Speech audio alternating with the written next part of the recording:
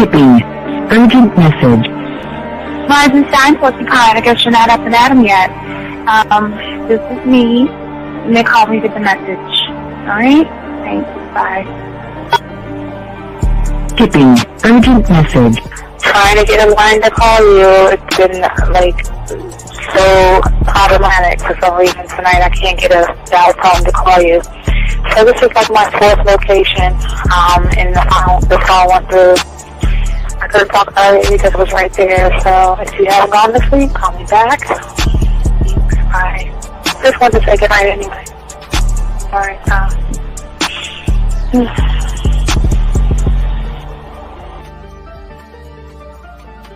Urgent message. Hi. I hate that your phone keeps rejecting me. You must have a really bad connection. Anyway, I don't know. It's 11:42. It's not even late. So if you're not asleep, call me back. All right, bye.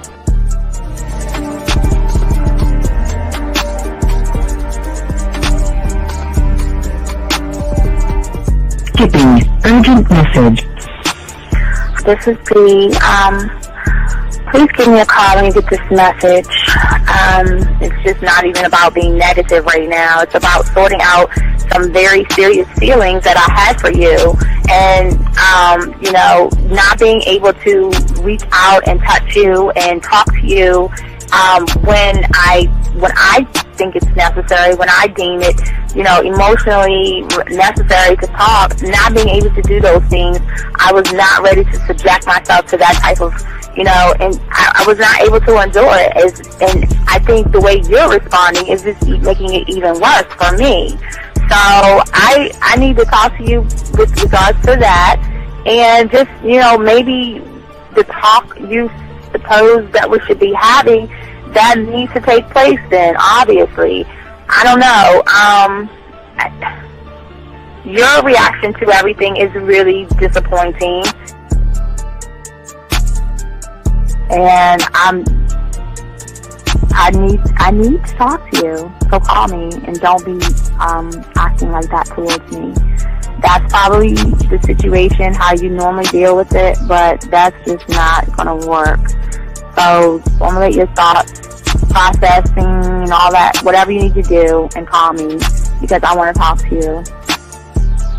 I'm so falling in love, and it's not a good thing because I know that this is ultimately not going to end. It's not going to happen. So I need to talk that through with you. I need to express that to you, okay?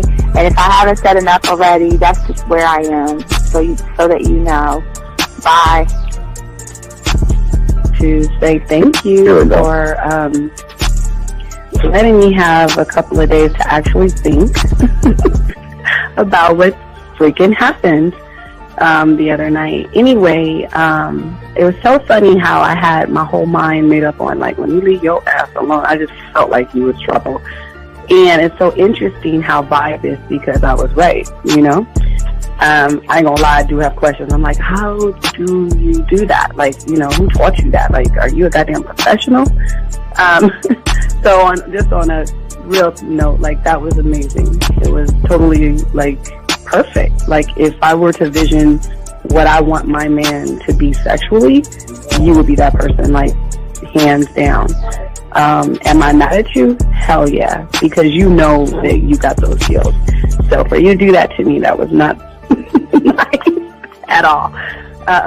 Because I was getting to know you in a whole different way, and it was cool too. That other way was also nice, So I don't know. It makes me more curious about who you are and what you're really about.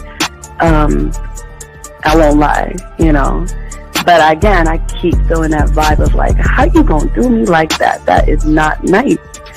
So you definitely, at some point, will have to give me that explanation because I'm just real curious. But that's it. I'm not, in any way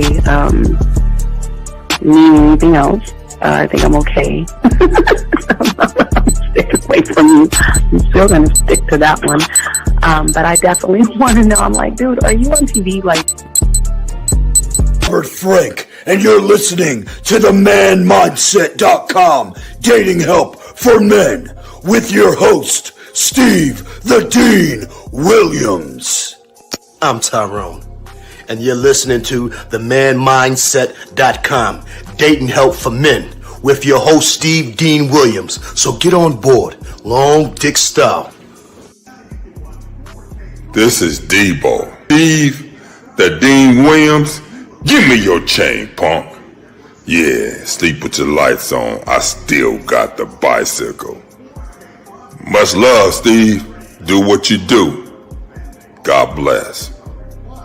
Yo, cupcakes. This is C.T. Fletcher, and you're listening to the Man Mindset Dating Show for men with your host, Steve the Dean Williams. The following program is rated MAN. It contains real game, learning your value as a man, original ways to have her face in the pillow and her ass up in the air. I'm talking her knees pushed so far back, it's touching her shoulders. Touching her without touching her. Having a woman respecting your every move. Buying you gifts. Cooking and cleaning with a smile. And knowing her place at the table. So, for all you human males, cupcakes, surface dwellers, and grass-eating lions, viewer discretion is advised. Meaning, if you don't like the truth, then go find a show that helps you cuddle, complain, and cry about women. Just get the fuck out of here. I got the man mindset, I got the man mindset, got so many girls on deck, cause I got the man mindset, let's go. When it come to dating, ain't nobody better, giving you the insight, being hella honest, teaching you the game, just like that, time to connect with the man mindset. Have fun, gotta come and learn with a real one. Hosted by Steve the Dean Williams. Get everybody talking when you step in the building, showing men how to pull women, go get them like it's really no situation you can't handle. Believe Steve giving you all the answers when it come to dating, talking and texting. Keep the conversation hella interesting, and it don't matter if you're married or single. He's showing you the game, giving you the insight. You gotta be smooth, keep it cool, that's right. So the next date you sure to have a good night. Ain't no hesitating, time to level up. You think you a player, well it's time to be a better one. Need to check Steve, that is who you need. Got you pulling ladies so fast you wouldn't believe, that's right. So tell me if you ready, we gon' get it poppin', ain't no doubt about it. You be dating with so many options cause you know you got it. So fly, so fresh, yes, this is the man mindset. It is game. Well, wait a minute. I don't think you motherfuckers are listening. I said it is game time. Never look any time. Just a hug and friendship. But she won't let me tap. I'm in the friend zone. The friend zone. I'm never born in the friend zone. I get to take you out to eat. I get to listen to you cry over that jerk. I get to hang out with you all day, but I can't ever get anything. Whoa. Yeah, I'm locked in this zone, like my fate's been thrown, hanging on your every word through the phone. All right, what's going on, everybody? It's your boy, the Dean. Listening to the friend zone right there. Gentlemen, today we're going to be talking about, have you ever been stuck in the friend zone and always wondered why? And I think we're going to work on you guys to help you guys to get out of there so y'all would never get in there by giving you guys some information to get y'all out of this thing. So lines are open if y'all guys want to call in at 833-859-8744 is the number. You got a question, please put a Q. Shout out all our dogs out here. Not a long show we're going to do, but we're going to chop it up. Shout out to everybody. Hope everybody's good right now. We're going to be talking about this. It's one of the biggest problems a lot of guys have in the game is they get caught up in the friend zone. And we would definitely talk about that. But let me go ahead and grab this call real quick before we start. Area code 347. What's your name? What's your question, sir? What's up? Area code 347 going once. Area code 347 going twice. All right, call back, buddy.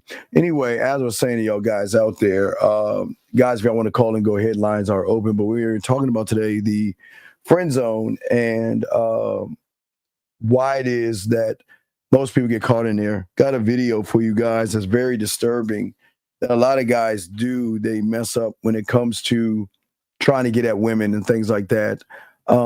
They are very passive. Hold the fuck up. 347, what is your name and what's your question, sir? My name is Don, and Don. Steve, my question for you, Wait, Don, is... Don, are you on your Yes, sir? speakerphone? No. I have you on audio. I have you on regular audio. Okay, what is your question, sir? How can I help you, sir? Yes, sir. So the other day, I was earlier today. Actually, I was watching one of your live streams, Yes, sir. and I had to click off because I had to get back to work. And you was talking about how the poetry club Yes, sir. can help build a mouthpiece. So Yes, sir. I wanted to call and ask you, right? Because I'm new to the game. I haven't become I guess you would call a student of the game yet. But I wanted to try and ask, what is it about, developing a mouthpiece by going to a poetry club makes it beneficial for a young guy like myself? Well, let me ask you a question. If you were told to do something that of somebody who had more game than you, do you do it or you question it? That had more game to me, I would do it, but I would ask, what. So then what's the I benefit? think you should just do it and see it for yourself, because it sounds like you want me to try to prove what I'm saying to you. You do understand I have a mouthpiece. You do understand I'm good with women. Do you not understand that? No, I do understand that, but before I clicked off I'm sorry? Then just follow the playbook, buddy, okay? Just follow the playbook. I got you. And then call back and let me know about your experience, and we'll move from there, okay? But the fail you have is that you want me to explain something to you that you need to see for yourself, okay? That's how the game works. You have got to be able to see it for yourself, young man, okay? I can explain it to you and all this other stuff, but you're not going to understand it until you see it for yourself. And your mouthpiece is everything in the game, and it ties into what we're talking about today. Without a mouthpiece, you're never going to charm a woman. You're always going to end up in the friend zone if you are doing the same things you're doing right now. If that makes any sense. Okay, sir. Okay. All right. Appreciate it. Thank you, sir. I appreciate the call. Thank you, sir. Thank you. All right, guys. Lines are open. What's going on, guys? Hope you guys are doing well. We're not going to be on here too long and all this other stuff. All Grace asked a question. What's the difference between a friend zone and owning her land? And as you say, that's a very good question. Let me make sure. First, I want to say thank you. I just want to make sure that I say thank you for the chat, the super chat. So, All Grace, let me explain what the difference is. So, all right. So, having land in a woman is something that I only teach guys on YouTube to do, because what it does, it gives you a position to become what is called a desired outcome. Too many guys out here have a desired outcome from a woman. So these two things are totally different. Having land with a woman is her making a choice out of free will to mess with me because of the attributes that I have, the influence I have over her. And the influence I have over her is not manipulating her, deceiving her, or lying to her. Falling into the friend zone is something that a lot of guys do because they don't have a standard, and they think that by treating a woman a certain kind of way that they're going to sleep with her faster by being nice and following her lead. It's one of the worst things that an individual can do. And that's what we're going to talk about today as far as the friend zone goes. Gentlemen, it's one of the biggest problems they have. But I got a video I want to play, as I was saying to you guys out here. It's quite disturbing to me why a lot of guys move this way. So what I want to do is go ahead and play the video and break it down as a reaction video as we're doing, and break down the friend zone. But in order to see what happens, a lot of you guys move this way. So I know a lot of you guys are going to be shocked by what you see, but please understand, a lot of you guys move this way with women. Not exactly this way, but you kind of do the same thing. So let's look at this thing right here and break it down. Here we go, guys. Check this out. Calling him, telling him about the movie, but it was so easy. It's like I already knew him. So it's like we kept talking, and then we were hanging out. Almost the same day. Yeah, he asked me to go to a concert. That's another story. So we were hanging out, almost every single day. Every single day. So since that day, we spoke every single day. Yes. and we hung out from the first day. A friend of mine got me some tickets for a concert. Yep. And I was supposed to go with a friend, and he canceled. And I was like, you know what? Let me call Michelle. And really on some, Michelle was just so cool. It was like I knew him already. It's like we knew each other. It Yeah. was weird. And I was like, you know what?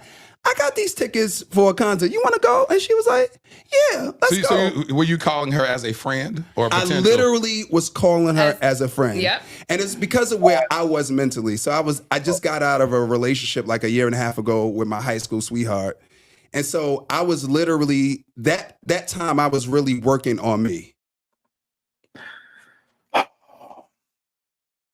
Okay, gentlemen, a lot of you guys have had bad relationships. A lot of you guys are working on yourselves, and then you run into women.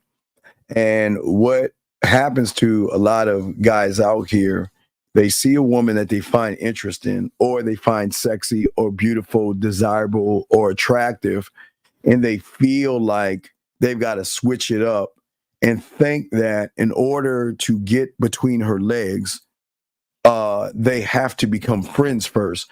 I need y'all to hear this because this is really sick and sad that a lot of you guys move this way. So let's continue. I'm sorry, I had to pause. So for like a year and a half, I was okay, listen. Gentlemen, a year and a half. Just focusing on bettering my best. I was just trying to be a better person. I was trying to find out who I was because I was in a long-term relationship before. So in that time, I had to figure out who I was, and I was practicing celibacy.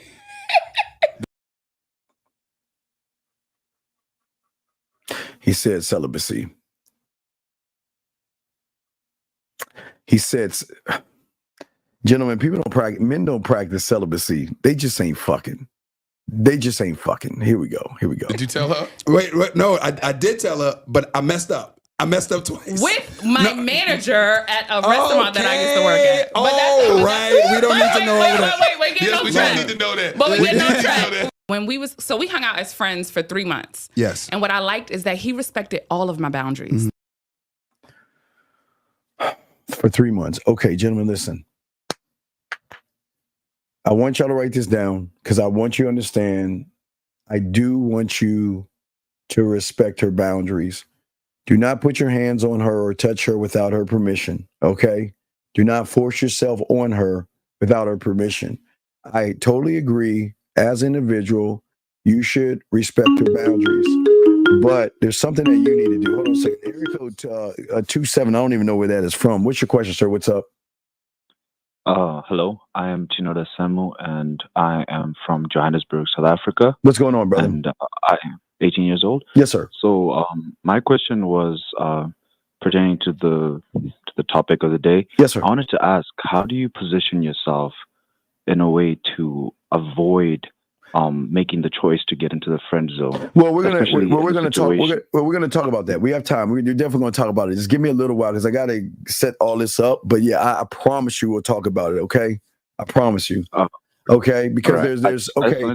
there's several things that you got to do. So just give it. Let me finish the video and everything. Then I'll start talking about it, and you'll be more happy to call in. But I'm gonna answer that question. I promise you. Okay, my friend. Okay, perfect. All right, thank you, sir. I appreciate you, buddy. Okay. All right. All right, respect. We'll throw you back in. Yeah, I'm going to get this, but I need y'all to hear this, guys. I want y'all to hear this. Listen. What boundaries did you have? Because I was a bartender, which means I had a lot of boundaries because people will always try to overstep. Yeah. And so I didn't like guys hugging me or any of that. Right. So we would hang out and he would ask me for a hug. I mean, I was spending the night at his house. We was hanging out. And I was You like, said this you wouldn't guy, let him hug you. I wouldn't know. I didn't like, because he didn't force it on me. So literally we went to the movies and I'd be like, bye, Sean. And he was just so nice. So how did he not fall in the friend zone? So, okay, how he got in the friend zone. He literally told me, Michelle, I would like to take it further. Good. And I said, no, why do guys always do that? Like, why do guys always? So you just wanted to be his homie. This is what happened. So I said to him, literally, I was like, why do guy friends always have to want it? Like, why do you always have to take it further? And he was like, Michelle, we hang out all the time. If you spend a night over here, what? Like, what? I can't make this up. I'm gonna give you the answers, but like I said, man, y'all hear that? Spend a night. They having slumber parties together. Let's continue this. Listen to this. Listen. I gotta tell you, I gotta put it in context for you. Yes. So in the 3 months that we were friends, Michelle stayed at my house every day. Yeah. Every day. Almost, I was starting to stay just almost every every day. Yes. So much so that she went to school for musical theater. So she Yes. would have rehearsals at my apartment. Yep. I gave her the keys to the house. Yes. Go ahead. Go have the look. Go ahead. Go have your When I gotta rehearsal. tell you what he said. So when I I cooked every night. yes. Wait. I'm sorry. Wait. Hold on.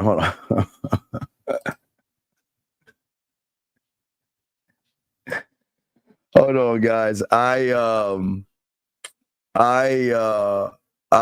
have. Let me see if.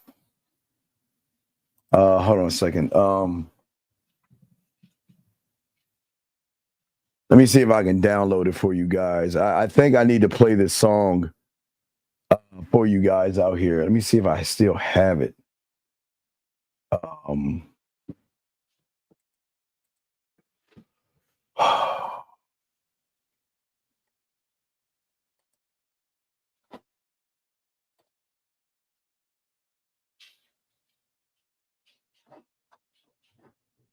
Yeah, let me see if I can play this song for you guys. I need to play this song for you. I think I need y'all to. This is a theme that I need y'all to live by when it comes to women. Let me play this for you. This is very important. I got to play this. I got to take a moment to play this because this is a theme that I want all you guys to live by. And if you're on my TikTok or my Instagram, you've already heard it, but I've created this for you guys. Here you go. Listen. Who's keeping score? You can come over if I'm not gonna come. Baby, no games. Let me tap, let's have some fun. Don't get me wrong. I'll move my body right all through the night. But I want to make sure you understand. I'm not your man, but you can't come over if I'm not gonna come. You can't come over if I ain't gonna come. I've always had that motto, and we're gonna talk about that. But I do wanna finish. It's almost done with the video because I got a lot to talk to y'all guys about. But I need y'all to understand how this guy is moving, and a lot of you guys are actually moving the same way. So let me get back to that real quick and finish what they're talking about. But I need y'all to hear this real quick. She stayed. No best friend. Ain't no best friend behavior. She stayed in my bed. Yes. Stayed in my house. And you wouldn't in my even bed. touch her. Wouldn't even touch her. Wouldn't even I cuddle loved with her. it. Wouldn't I even loved spoon it. with her. Then this is what happened. So literally, So I just want to tell you all of that, just so that you know why I was just like, you know what? We're gonna take this a little further. So you know, because you got no space for no other woman at that point. That's exactly what he said. So that's what I want to say. Were you there? Were you there? No. I am you and you is me. No, that's exactly what he said to me. Literally, so I said, you know, how come guys always have to do that? Because I've been violated by guy friends before. So I was like, why do guys always want to take it further? So he said, Michelle, we hang out every day. Like, come on. So he said, okay, if we're not going to take it further, that's fine. But you can't like be with me every day. You can't spend the night. And so I started crying. And I was like, wait, but we're best friends. Like, what do you mean? So he said, okay, we could hang out. And then one random day, he got locked up for a suspended license, and I couldn't find him. Mm-hmm. And I literally was like, God, if you let me find him, if he's okay, I will confess my love. But I got. right? So you really wasn't. You just hiding it. It's like it. And watch this dirty Mac and move. This is now listen, gentlemen. I want you to listen to the manipulative tactic he had to pull to get this woman. Look what he did, and it includes his mother. And click until I wasn't there. Yeah. And I got to tell you, That's what happened. I got to tell you what happened. I got to tell you what happened on the other side. Yeah. So while I was in the bookings, so while I was there, I called my mother. I said, "Do not call Michelle. Don't call her. I'm not going to call her. You don't call her." I said, "She has to miss me." That's what I said. I said, why? Why did you take that approach? Because I felt like she was not taking me for granted, for lack of a better word or phrase. Like, I felt like she was taking what we had for granted. Like, we weren't just friends. And so I had to break it up, because we saw each other every single day. I want you to see what it feels like to not know where I am. Yes. To not see me. You're going to have to miss me. And so I was like, God, please. Look, so I had to spend the night, and I sat there and I was like, watch, tomorrow she's gonna be like, oh my God, where are you? I literally was like, oh my God. I knew that was the shift that she needed. All right, gentlemen, get your crayons out. That's not the shift that she needed. All right, gentlemen. Women do not ever, now get your crayons out, because I'm going to teach y'all something about the friend zone. Women don't create the friend zone. No, they don't. The lack of leadership that you guys have creates the friend zone. The greatest problem that many of you guys are doing is that you are creating this zone because of lack of leadership, and you don't have any boundaries to yourself to say that I'm not going to waste my motherfucking time with somebody.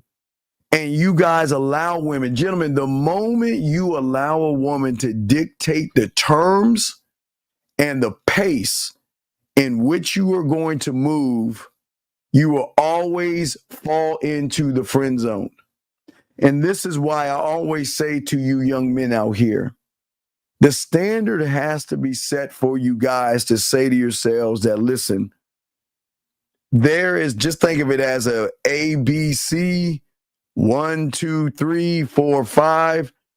There's got to be a step process that you must create for yourself to say that I have to be able to keep it a buck with her.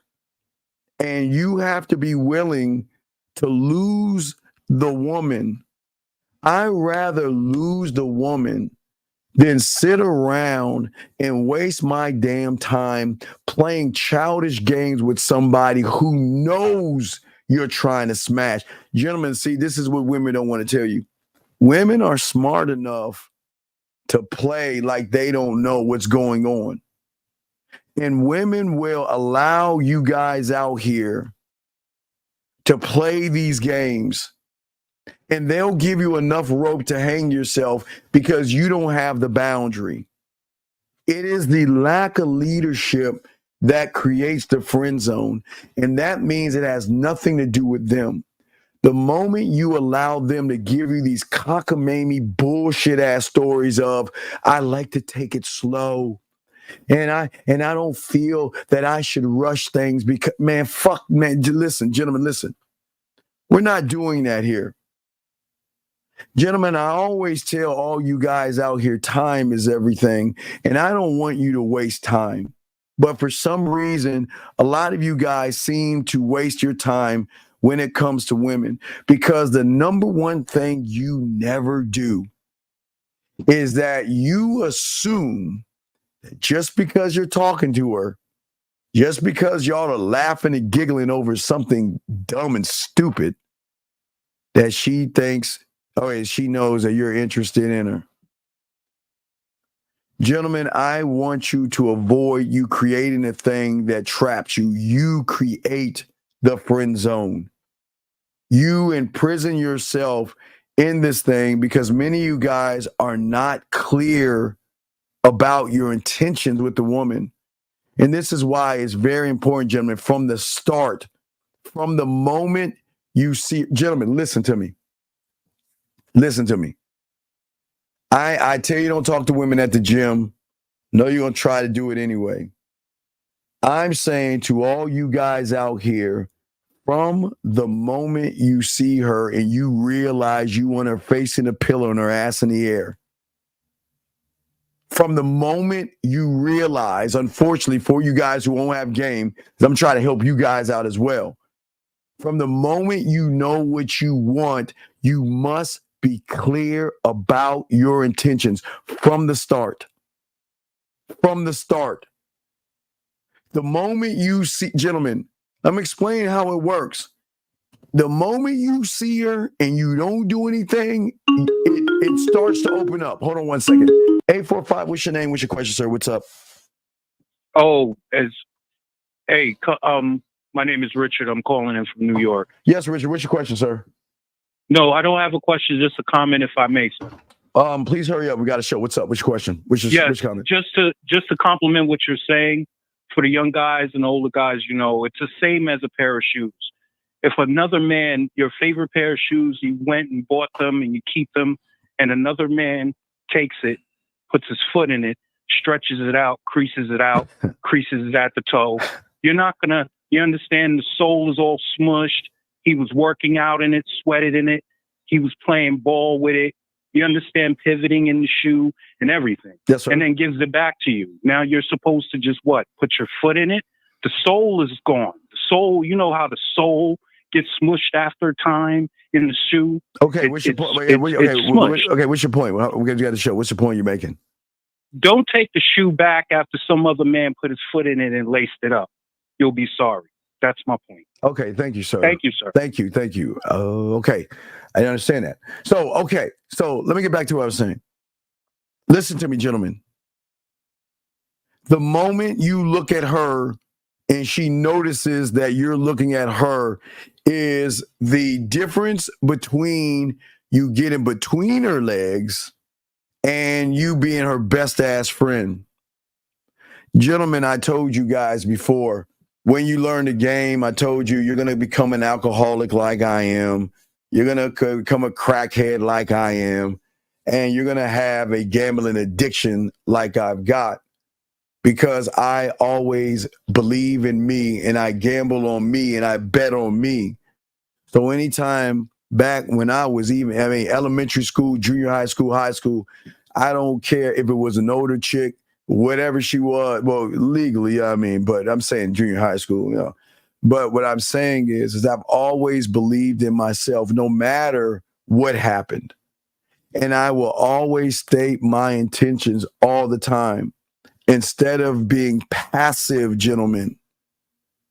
The moment you guys move with a woman and don't show your true intentions, you're telling her, lead our interaction.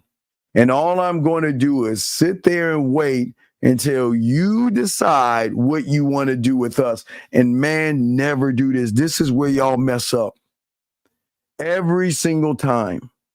Every single time. And I'm not saying go up to her and tell her you want to get between her legs and stuff, okay? I'm saying to you guys out there, what is very important is that this is who I am. See, gentlemen, this is why I tell you to stop saying the sexy, the beautiful, and desirable. Because listen to me. The moment you start saying that, you take that away from yourself. And then at that point, you begin to run behind her because you're trying to find this combination code to get between her legs. And you actually think by being her best friend, being her buddy, laughing and giggling with her like this fool did for 3 months, laying in the bed with his dick hard in the motherfucker while she rubbing her ass up against him and all this other stuff. He thought that was the way to get him.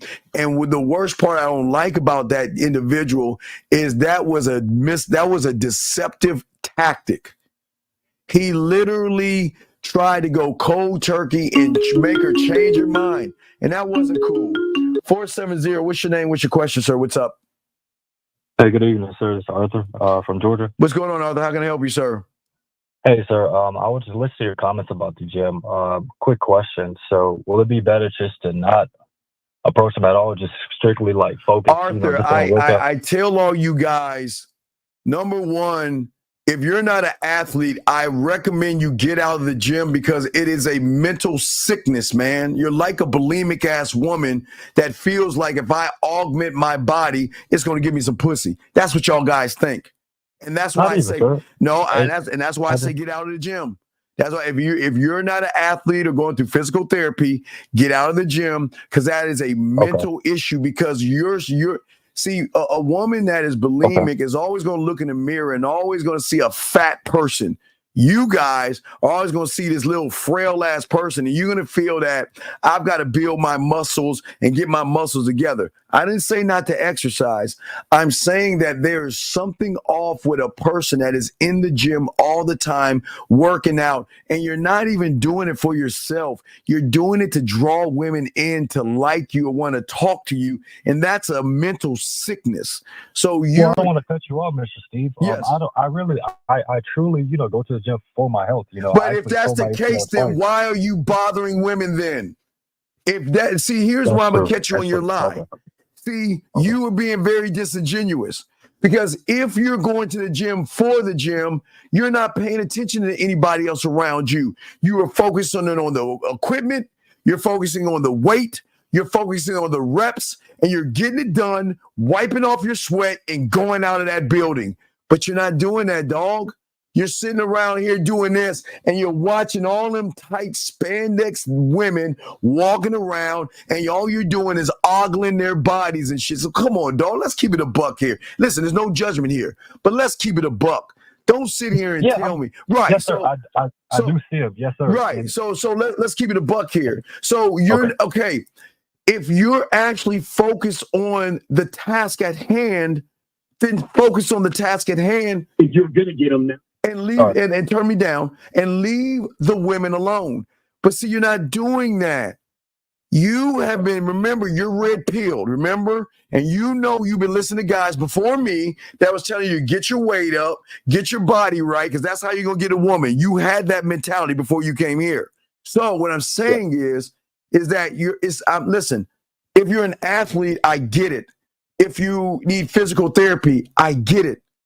But you're going to a place because in your mind, you think that I'm not good enough in that mirror, and you want to really augment your body because somebody on YouTube told you that this is the way you can attract women, because women like guys who have muscles. And I'm not saying they don't like guys that have muscles, but as soon as you open up your mouth, you lose.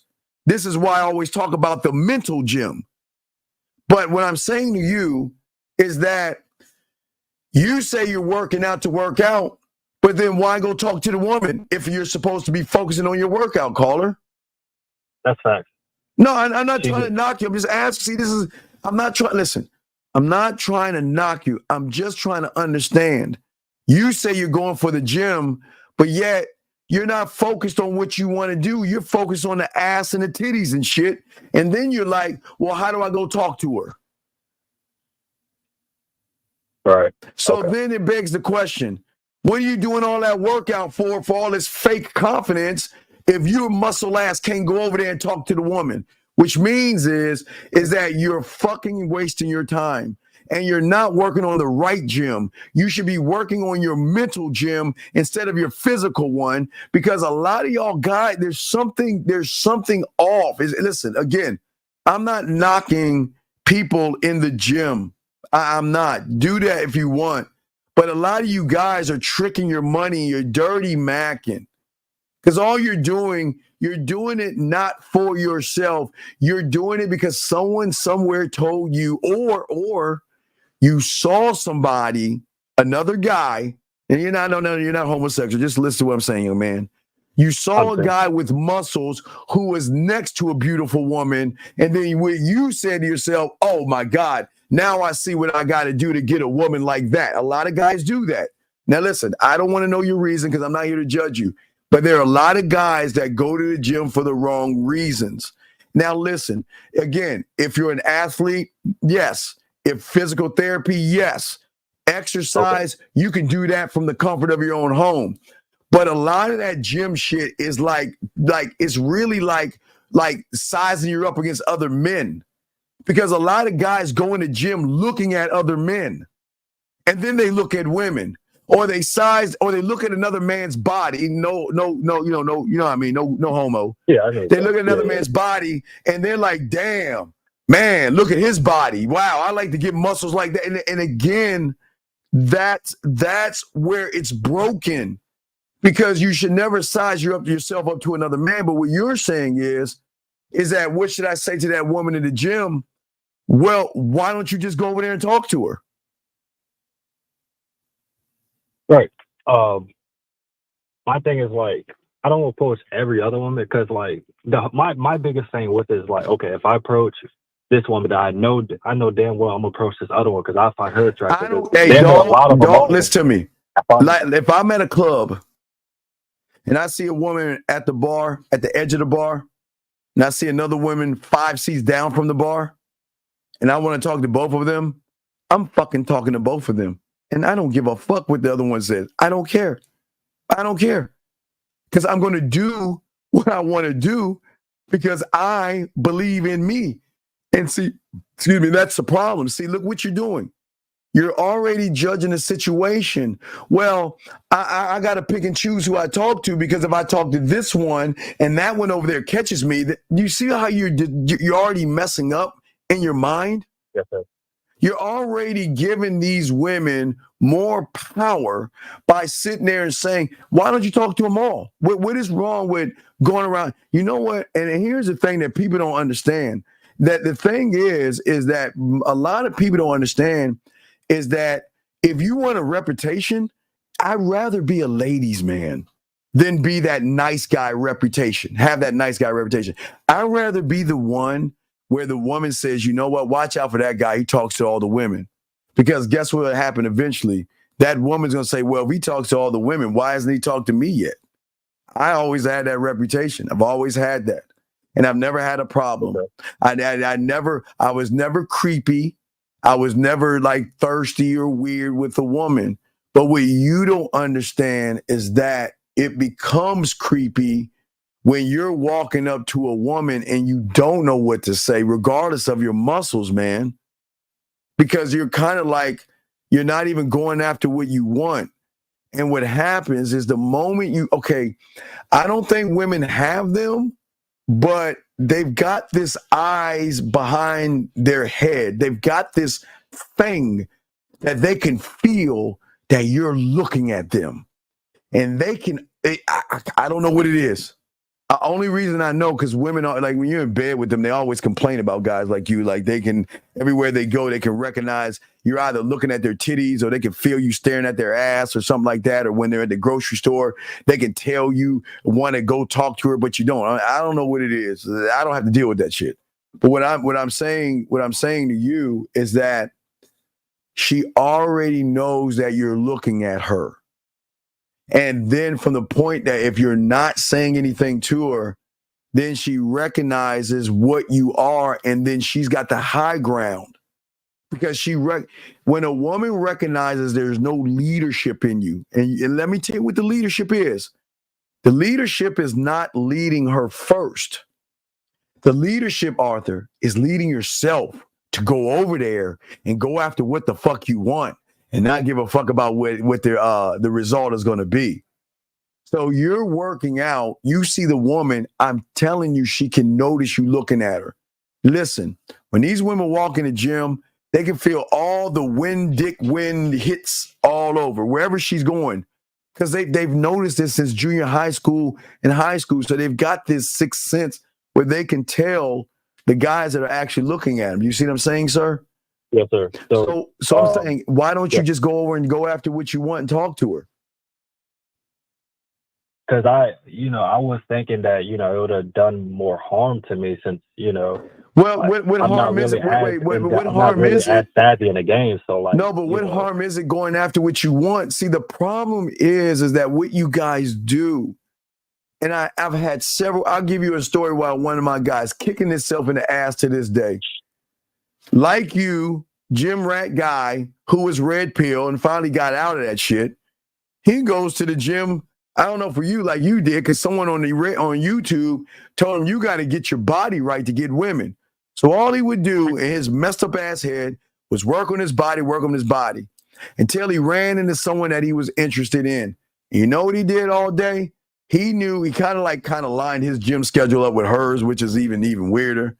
But every time they would say hi, they would talk. They would say hi, they would talk. And after a few months, he finally got the nerve to say to her, you know what, let's go out. You know what she said? You know, I would have loved to go out with you, but this other guy who I just met a day ago already asked me out, and I wish you would have said something months ago because I was interested in you. But you never noticed that I was interested in you. So I just figured, since you didn't state your intentions, I figured you just wanted to be friends. So I'm sorry. And he was kicking himself because that's what you guys don't understand. You have got to state your intentions right off the bat. You see what I'm saying, Arthur? Period. Yes, sir. And quick question. Yes. So just moving forward, I will be honest with you. Definitely punching me in the chest. You know, I do see a lot of when we do lock eye contact, but I would just stay to myself because I do be hearing what you be saying. Yeah, but I don't. If that's the case, I shouldn't approach them at all. Since Okay, look, bird watch and leave them alone, and you will always be known as that weird, creepy guy. Or go after what you want. There's no middle ground here.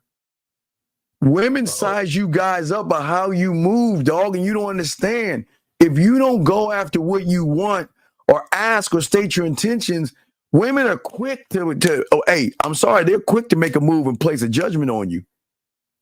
And then once they realize all you do is stare, then they're like, oh, I see him. Let me go this way. Oh, there he is again. I know he's going to stare at. I want to work out. I want to work out. I don't know, on the elliptical, whatever the fuck she wants to work out. And then she see, oh my God, it's that weird guy that just stares at people and shit like that. And then when the women are in the locker room and women talking in the locker room, oh my God, Marcy, did you know the guy? Did you know that's da da da da da? And then you'll get a reputation that you're the weird, creepy guy, man. Okay. So what I'm saying is go after what you want. Okay. And listen, the intentions are important because, okay, if you don't state your intentions, women are smart enough to let you dig your own hole. Do you know how many guys right now a woman has that are friends because all they did was beat around the fucking bush, play fucking silly? Let's go out. Man, I saw this commercial. Dude looked like Aaron Rodgers and shit. And he had a movie date with this chick and they sat in a movie and watched a movie. They hugged each other and walked the fuck up. I'm like, what the fuck are you doing? Oh, like, what are we doing here? What? Listen. I understand a lot of you guys have anxiety, Arthur. I understand, I know you have all this shyness. But Arthur, anxiety, shyness, and being passive is a choice that you decided to make because you didn't believe in yourself. And that's why I have a gambling addiction. Because I will bet the motherfucking bank on me. I'm gonna push all the chips to the table. And Arthur, I lose sometimes. I lose a lot. I don't win all the time. But I always gamble on me. I don't even know what a fucking female friend is. I swear I don't. I had, now again, when I was working in a company, I had associates, good morning, Marcy. Hi, Tammy. Just hello, being pleasant. But I don't even know what the fuck a female friend is. I'm serious. I don't know what that is. Does that make any sense, Arthur? Yes, sir. I have one more instance, what's your next question? What's up? I think it would be best if I just talk to you about it on the back end. It does require me putting a bid and all that good stuff. So all right. I'm all right. Well, keep on watching, man. Thank you for the call, Arthur. No, and listen, Arthur, no disrespect. Listen, I don't want to deter you from working out. I'm just saying that what worries me about a lot of you guys is like you're going to keep looking in the mirror and you're never going to think you're good enough. Because in your mind, think of it like this. Okay, I work out, I get some muscle, I get some arms, I get my chest all together, and yet I still, where are the women at? Where are the women? So that means, damn, well, maybe I need to pack on some more muscle and take some more protein shakes and all that other shit that y'all take to build up more muscle. And then you build up all the muscle, and then where are the women? Or you build up all the muscle, you see a woman, and you think that your body is enough. Remember this last thing, Arthur. Your weights can't talk to a woman. Your pecs can't make her laugh. Your reps can't make her emotionally connected to you. So just remember that. If you want to work out, go ahead. But don't do it for pussy or you are tricking and dirty macking. Okay, young man? Yes, sir. All right, they'll throw you back in. Good call, sir. Area code 201, sir. What's your name? What's your question? What's up? Okay, young man. 201 going once. 201 going twice. 201, call back, sir. Let's continue with the show. All right, so let me answer this question right here. He says, if you don't know you do know your intentions. Stop lying, man. Come on, guys. Can we stop lying? You know, listen. Your intentions, which sword you want to fall on, because both of them are bad. You either want to fuck, or you are looking for a relationship and a wife, and whatever sword you want to fall on, that is both a problem. Number one, the only relationship you should be in is in the game and married to the game, marrying yourself and having more of an understanding of yourself. But y'all guys, like a beacon, like, you know, I'm looking for a relationship and I want to find Miss Right. And women are smart enough to make that adjustment to pull you suckers in. Then on the other hand, hold on a second. God damn it. 201, sir. What is your name? What's your question, sir? Suckers in. 201. Hello? Fuck, you turn the background down, please. Please. I turned it down. Be cool. I'm just. Please don't tell me cool because I'll hang up on you. Don't tell me what the fuck to do. What's your question, buddy? What's up? Man, get the fuck out of here. All right, okay. We'll get out of here, loser. You're the one calling. Wait. I'm the loser, yet you're listening to me. I'm the loser, yet your weak bitch ass has me in the background, and I'm the loser. You need my help, motherfucker, more than I need you. So you could keep listening and keep, hey, listen. Once this show ends, I'm still gonna be a winner. You're still gonna be a loser, bitch. So fuck you. I'm sorry, guys. Let's continue. See, that's what see, what I always keep trying to tell you guys. See, the thing about losers is they want to sit around and act all tough around a man, but buckle like a bitch around a woman. Fuck out of here, bitch ass. And I know he's still listening. So here we go. Let's get to this one. I'm in the mirror. I realize I do this. How may I be aware that I catch myself and stop doing? Well, what I'm saying, big dog, is I'm not saying being in the gym is a bad thing, young man.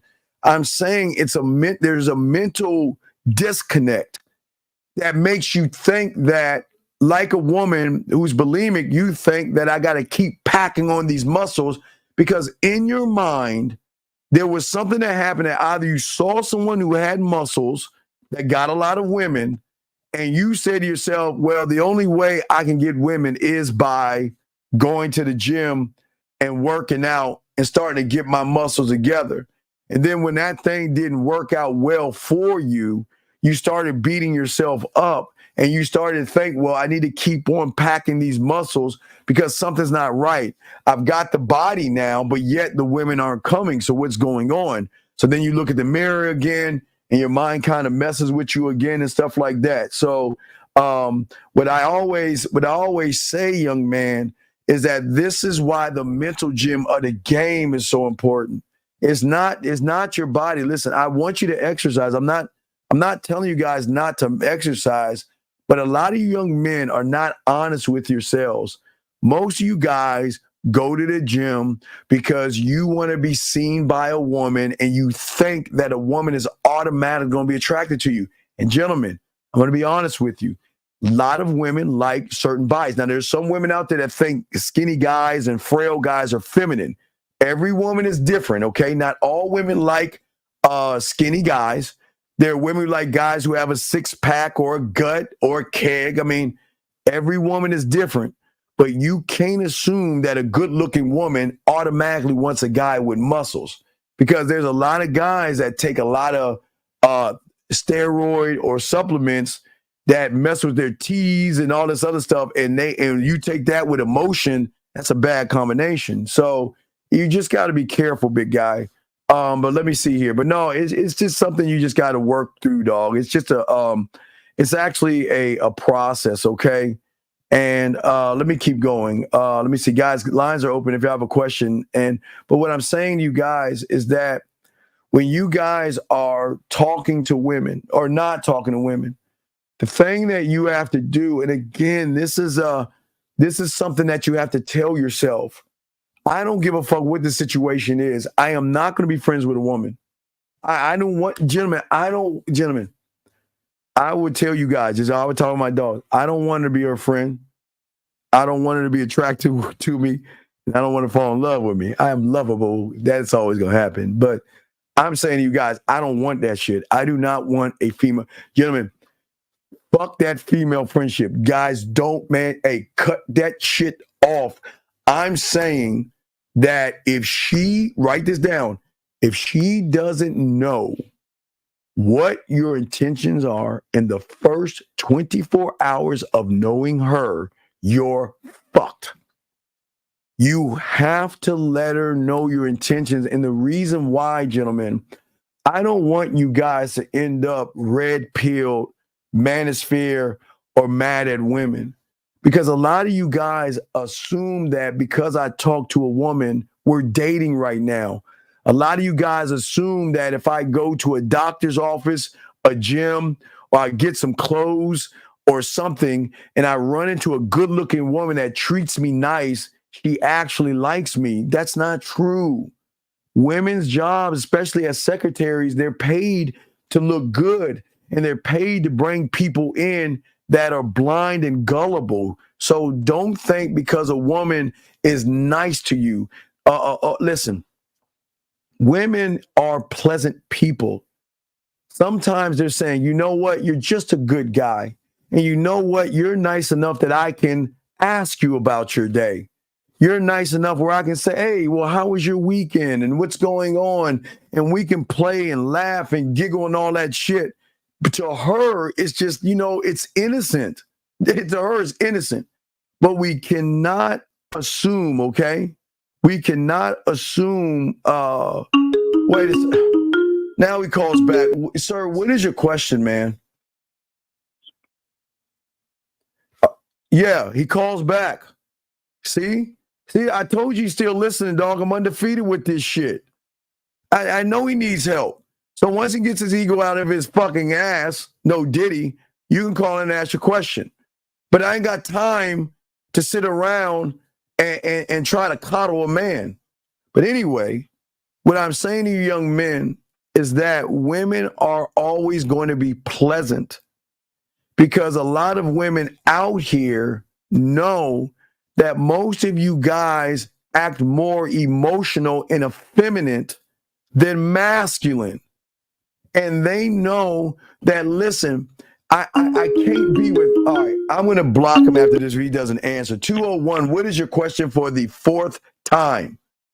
All I wanted to do was give you a shout out before I even come on, bro. Wait, okay, what is your question, buddy? I gotta do a show. What's your? Do you have a question? I sir? don't agree with everything you say. Okay, sir. Okay, one thing at a time, sir. Just let me know something you don't agree with, and we can have this quick discussion because I have a show to do. Tell me one thing you don't agree with, sir. What is that you agree with? I believe everything. I don't believe it's just about getting the gym for women. Anything you do out of a certain energy as far as putting women first is going to be a bad outcome anyway. Okay, are you in the gym? Yes, I'm in the gym all the time, and I don't go to commercial gyms. I don't go to commercial gyms. Then if you don't go to commercial gyms, this doesn't apply to you, then, sir.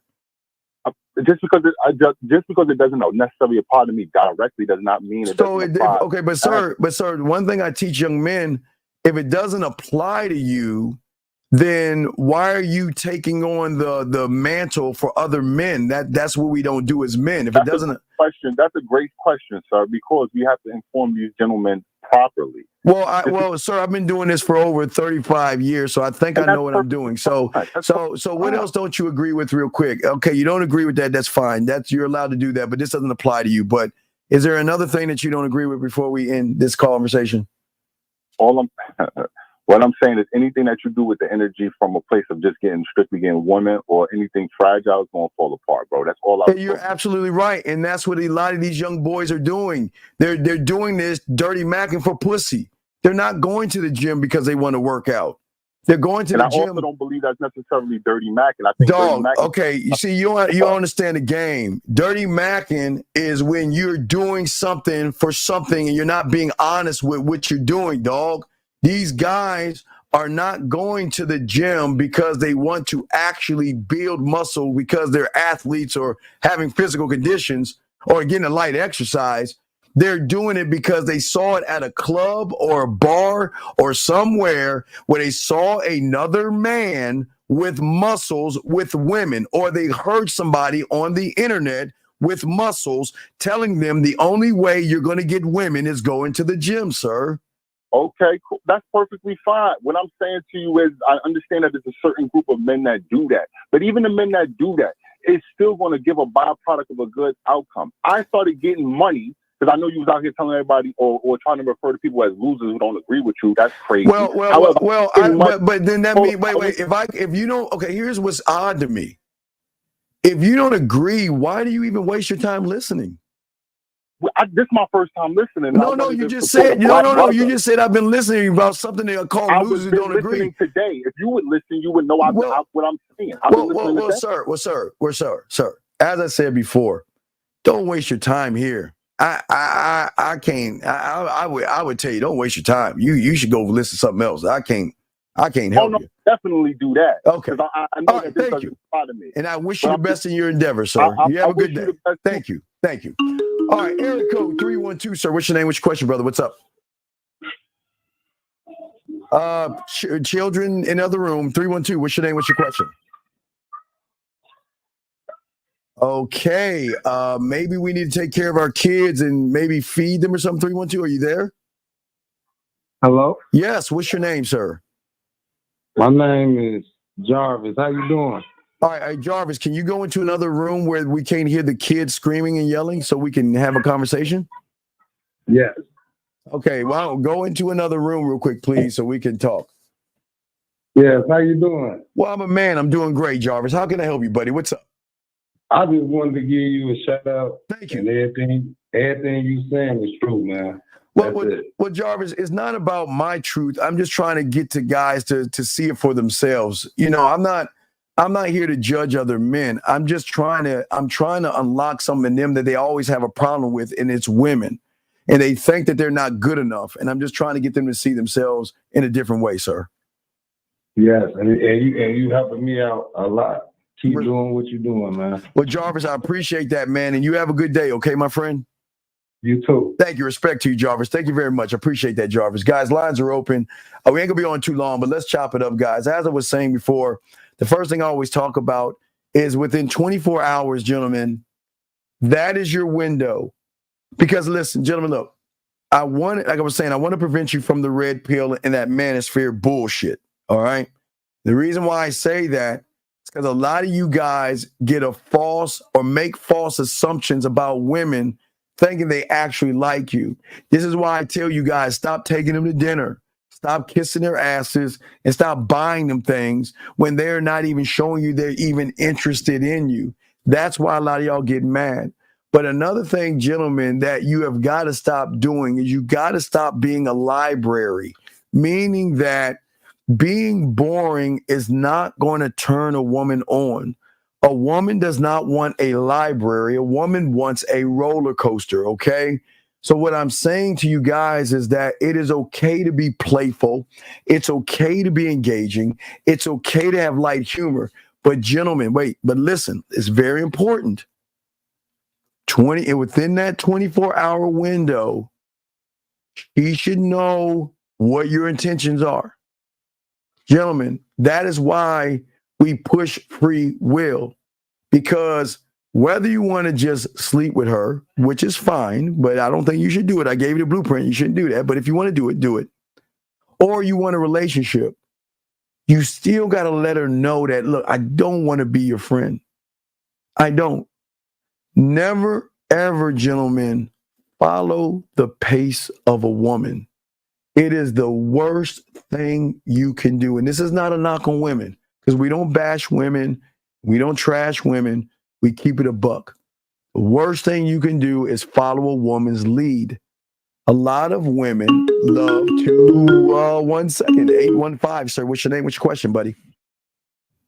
This is Jeremiah from Rockford, and I was asking about the internal versus external, because you asked in the thing, you asked me like rejection and stuff. I know that you said that it's not real. It is like, real. If you look at, Wait, you think rejection is real? Yes. Okay, and how old are you? 18. Okay, hold your arm out for me. I'm gonna show you something, because no one does this on YouTube but me, so I love to open your eyes for a second. Hold your arm out for a second, please. I'm holding it. Okay, grab your arm. Grab your wrist. I'm grabbing it. Pat your wrist. Pinch your wrist. So can we agree that you're real? Can we agree that you're real? Yes. Okay, now grab rejection's arm and wrist and smack it. Go ahead, do it. I can't. Well, then if you can grab your arm, smack your arm, and pinch your arm, and you're real, and you can't grab rejection's arm, pinch it, or smack it, don't you think it's all in your head? Yeah. So then is rejection real, or did you conjure it up? I conjured it up. So then he's not real, buddy, nor is fear. You see what I'm saying, young man? That's the game. That's what we're here to show you. You see that? Yeah. See, the thing is that when you stop believing in yourself, you created fear and rejection, anxiety, shy, and being passive because you stop believing in yourself. Rejection isn't real, buddy, because you can't go kick his ass. He doesn't, you don't know where he lives. He doesn't live anywhere except in your mind, young man. Does that make any sense? Yes, sir. But what is your question? How can I help you, buddy? Well, other than that, that's it, because that was all. Yeah, it's kind of crazy because you wanted to base your question off rejection, didn't you? Yeah. And now that you know there's no such thing as rejection, what is it? Well, let me hear your question. Enlighten me. What would be your question? Like, say we never had that conversation, and like 30 seconds to show you in 30 seconds how we just cancel rejection. I only one did this on YouTube. But tell me, what was your question that you were going to ask, young man? I was going to ask, was it external, because it's like happening outside, but no, is it actually happening outside, or is it happening inside? It's happening inside because I'm thinking it. There you go. See, this is why I like you, young man. You just nailed it. You're thinking it. So let me ask you this question. If you can think of rejection and fear, then can't you think about loving yourself and going after what you want? It's the same thought process, just on the other side of the spectrum. You see what I'm saying? See, you can do that. You just, hey, no one's ever told you could do that. You see what I'm saying? You always thought that you just keep feeding fear and feeding rejection, but you can stop doing that and start feeding the person that you love, feeding the person that you admire, and feeding that motherfucking man that you can become when you stop feeding that motherfucker that shouldn't be there, buddy.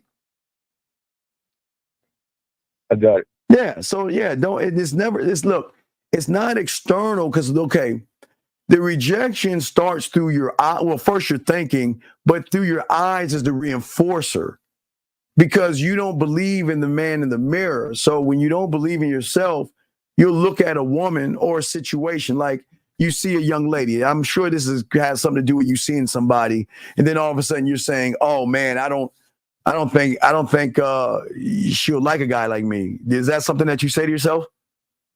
Yeah. Well, let me ask you a question. I'm going to give you a new one because no one has ever told you this on YouTube either. Can you tell me the lottery numbers for Saturday? No. No, I mean, you can because you can read minds, right? I mean, you just said you can read her mind. So what are the lottery numbers for Saturday?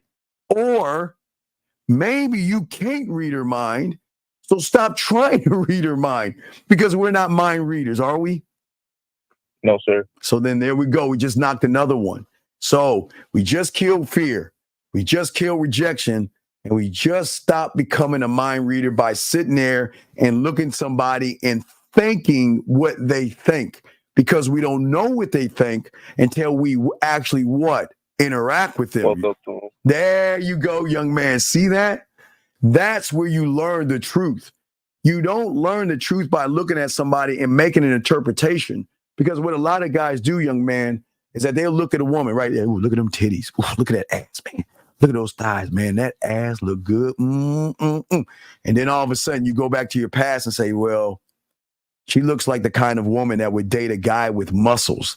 She looks like the kind of woman that would date a guy with money. And then once you say that, what do? You start to knock yourself. She wouldn't date me because I'm too chubby. She wouldn't date me because look at my car. Look at my clothes. I don't have a nice job. Do you see how you uplift somebody by tearing yourself down? Does that make any sense, caller? Yeah. So look at that. We're knocking little things out, but see, that's what the game teaches you. I don't care what your lifestyle is. I don't care what you wear. I don't care how tall you are. I just want you to start believing in yourself and realize you don't know. Because, hey, you know what happens with a lot of women? Let me tell you something. When you're walking towards a woman, you know what they think, dog? Oh, they're so nasty. You know what they do? They like, damn. They look, damn. They'll do a quick stand. You don't even see it. They'll either start bottom up or top down. So they'll either look at your lips and be like, damn, you look like you eat some pussy with those lips. They'll scan your little body. They'll be like, damn, he look like he got a little package. Look like he can do something with that motherfucker. Or if you're walking away, she's like, man, look at them butt cheeks. Ooh, look, I could grab, they nasty as fuck, right? But what they'll say is, you know what? He looks kind of cute. Come on, talk to me. And as you're walking to it, come on, say something. Come on, say something, say something, say something. Damn. Man, I could have probably fucked that motherfucker. Oh, well, la-da-da-da-da. And they'll go about their way. Sometimes women are just waiting for you to say something. And you just got to say it. If you're interested, say something. And if she says nothing or ignores you or says, I got a boyfriend, that's cool. But I never want you to go home kicking yourself in the ass saying, fuck, man, I should have said something to her. Because I had that happen one time to me. Remember I told, well, you don't know, but I had that happen one time in high school. One fucking time. It was the worst feeling ever. Do you know the story of that, caller? Are you talking about the one with the cinnamon bun? Yeah, with my dick resting day. I swear to God, I don't even eat cinnamon buns. Still, I'm 52. I don't eat. I'm so fucked over that fucking moment. Every time I see a cinnamon bun, I'm all fucked up. And I like cinnamon buns. But I'm just saying, I'm like, damn, man. Because the opportunity was there. And I should have took it. But my standard kind of fucked me over. So I had to reevaluate things. So, yeah. But I did it. I messed up one time. One time I let that gazelle walk right by me. One time in high school. And I said, never again. I'll never have that feeling again. God damn. Fuck. That shit killed me, man. So I don't want you. Hey, listen, let me take that hit so you don't have to. That's why I'm pushing you. Please talk to every woman you're interested in. Because I don't want you to go home second guessing yourself, stop believing in yourself, or kicking yourself in the ass saying, damn, I should have said something to her. Damn, there was an opportunity. Why didn't I take it? When the opportunity is there and it presents itself, all you can do is say, okay, look, be clear about your intentions. And I know, young man, a lot of you guys just want to fuck, and I understand that. But you got to be clear about your intentions. In that way, she can give you an honest answer back when you're honest with her. Does that make any sense, sir? Yeah, but how can you be clear if you only want to fuck? Yeah, that's saying you just got to, again, that's why you got to learn the game. Listen. My clients get a lot of pussy because they don't make it about the pussy. See, it's okay you want to fuck, but you want to fuck on the purposes of getting the pussy. They want to fuck based off the diamond dick that they have. So it's two different people doing the same thing, but two different thoughts.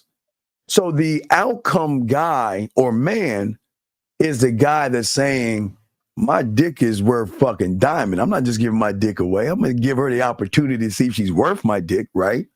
And then there's a guy that has a desired outcome that says, man, look at that ass and titties. I want to get that pussy. Two different people. So then when both of them say the same thing, they can say hello to a woman. The woman will see the guy that makes it about the pussy creepy because they can recognize the behaviors and the movements of thirstiness, desperation, and neediness. But when they walk up to a man that says hello, it's not that he ain't trying to fuck, but he's doing it on his time, his terms. He's not saying, I don't need to rush this shit. I don't need to beg you to get on this. I just got to show you why you should be getting on this. Two different types of thinking. Both individuals want sex, but they're seeing it in two different sides of the spectrum. So what I'm saying to you, young man, is that if you have a desired outcome, you're going to be like every other guy out there throwing the dick on the market. All right, let me ask you a question, young man. You're 18, yeah? You're 18? Yes. Okay. What's the difference between a diamond and a cubic zirconium? They're both fake, but what's the difference between a diamond ring and a cubic zirconium? So what's the second thing? A cubic zirconium. That means it's a fake diamond. Oh, the real diamond is an actual diamond, and the fake one is probably like. Well, they're both okay. They're both pieces. Okay, they're both pieces of glass. They're both like fake. But why does the diamond have value and the cubic zirconium doesn't? Why do you think that is? Because it's rare. But what makes it rare? All right, we're in the neighborhood. What makes it rare? Because it comes from the earth and it can't be replicated. Well, not that. It can be replicated. What is the thing? Oh. Because it's withheld from the market. That's what gives it value.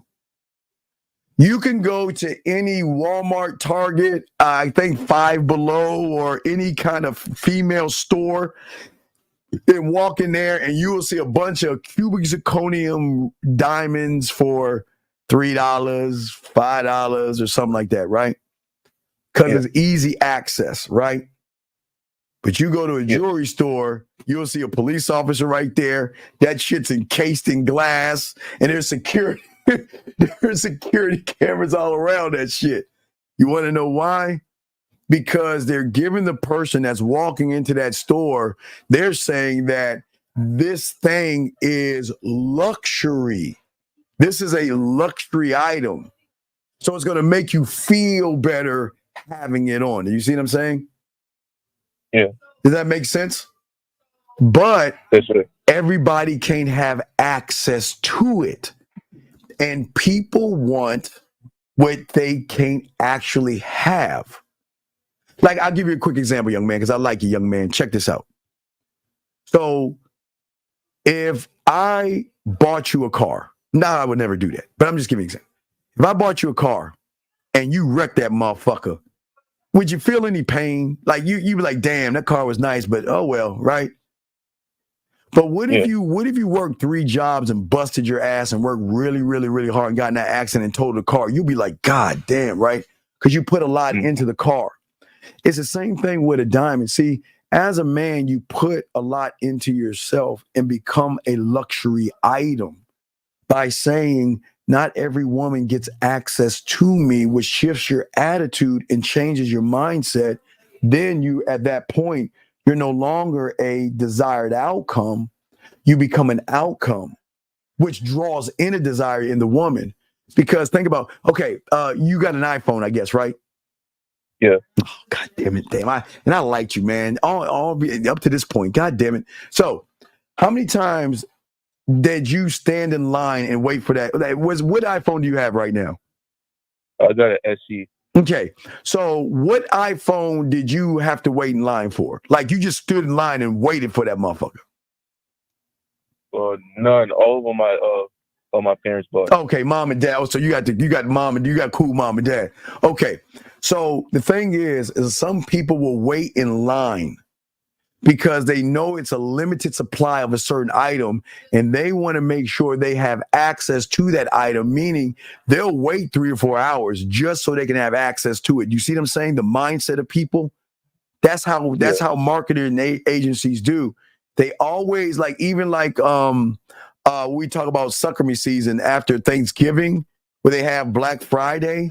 They always want to give a little bit of a supply to make the demand that much more. That I got to get this item. I've got to, when they open those doors, you see those motherfuckers running and shit because they want to grab that TV because they're like, oh my God, there's never going to be another one. So it's supply and demand. So you have got to make sure that the supply you have, your dick, has value enough to make the demand, the customer or the woman, to want to be with you, versus you're saying, well, you can have access to me. I'm all yours. And what woman wants somebody that says, well, I can easily have you. So if I can have you, I can just put you on the shelf and come around when I feel like it. You ain't going anywhere. Does that make any sense? Yeah. So I'm just letting you know, young man, but I got to let you go on the call. But I'm just saying that it's okay that you want to be with women. I'm glad, young man. It's just how you're going about doing it. Now, your homework assignment, because I'm sure you've seen one, have you watched a James Bond movie? No, I never watched one yet. Okay, you go watch a James Bond movie and watch. Even the last James Bond movie, once his girl pissed him off, he put her on a bus and sent her on her motherfucking way and then talked to her ass for 5 years and shit. That was some game in that. But the thing about Bond is that he doesn't run behind pussy. He said, I'm a bad motherfucker. I'm a ladies' man. I don't have to run behind something they're gonna want to fuck me. Yeah, I mean? So I'm just saying, young man, in order to understand what I'm talking about, I want you to learn how to be more of an outcome. It's good that you want sex. You can have sex, but you got to show the woman whose mentality, remember, real quick, caller, think about her mentality since elementary school. She has been trained to want things that everybody can't have because those are luxury and value in her mind, right? So do you think that she wants all the dicks that are being thrown at her right now? Or does she want that asshole and that jerk that says, I don't give a fuck about your ass and titties. You ain't special to me. That's the one that they go for. Be more bad, be more of a villain, and you will become a better outcome, young man, okay? Okay. All right, good call, sir. I'm glad you called, but we got rid of rejection, right? We're good on rejection, aren't we? Yeah, we did. Okay, I'm proud of you, young man, okay? If you ever got a question, let me know, okay, buddy? All right. All right, thank you, sir. Good call, sir. Great call. Great call. Area code 361. Sir, what's your question? How can I help you? Hey, Steve. This is Austin. Austin, can you get off your speakerphone, sir? You sound far away. Oh, my bad. How is that better? Yes, that's fine. How can I help you, Austin? What's up? Oh, I'm in a little predicament with this girl. I got her number. I talked to her at a bar. Got a number. We're supposed to meet up today to smash after work, but you mind if I read the text verbatim? Well, no. You don't need to read it. What's your question? Yeah, she said she was down to smash. She was like, yeah, sure, come over after work tomorrow. I was like, all right, bet. Okay. And then today she said, I want to, but I'm in my 30s. Okay, well, call her. Let me ask you a question. Have you ever grilled? Do you have a grill out back in your house? Have you ever grilled? Yeah, I grilled before. Okay, so what do you have to do to the meat before you put it on the grill? You gotta season that thing. And season it, and starts with an M. Season and marinate. There you go. So what you did was you set up the sex, which is good, but where you messed up, you didn't marinate the pussy in her mind. So you didn't make her feel sexually safe enough to want to do the thing that she was willing to do. But once you just said, okay, let's smash, right? You said, let's smash. And then you stopped talking to her. So then what you made her feel like, you know what? If I give it to him, he's either going to judge me, think I'm a slut, or he's going to get it and go.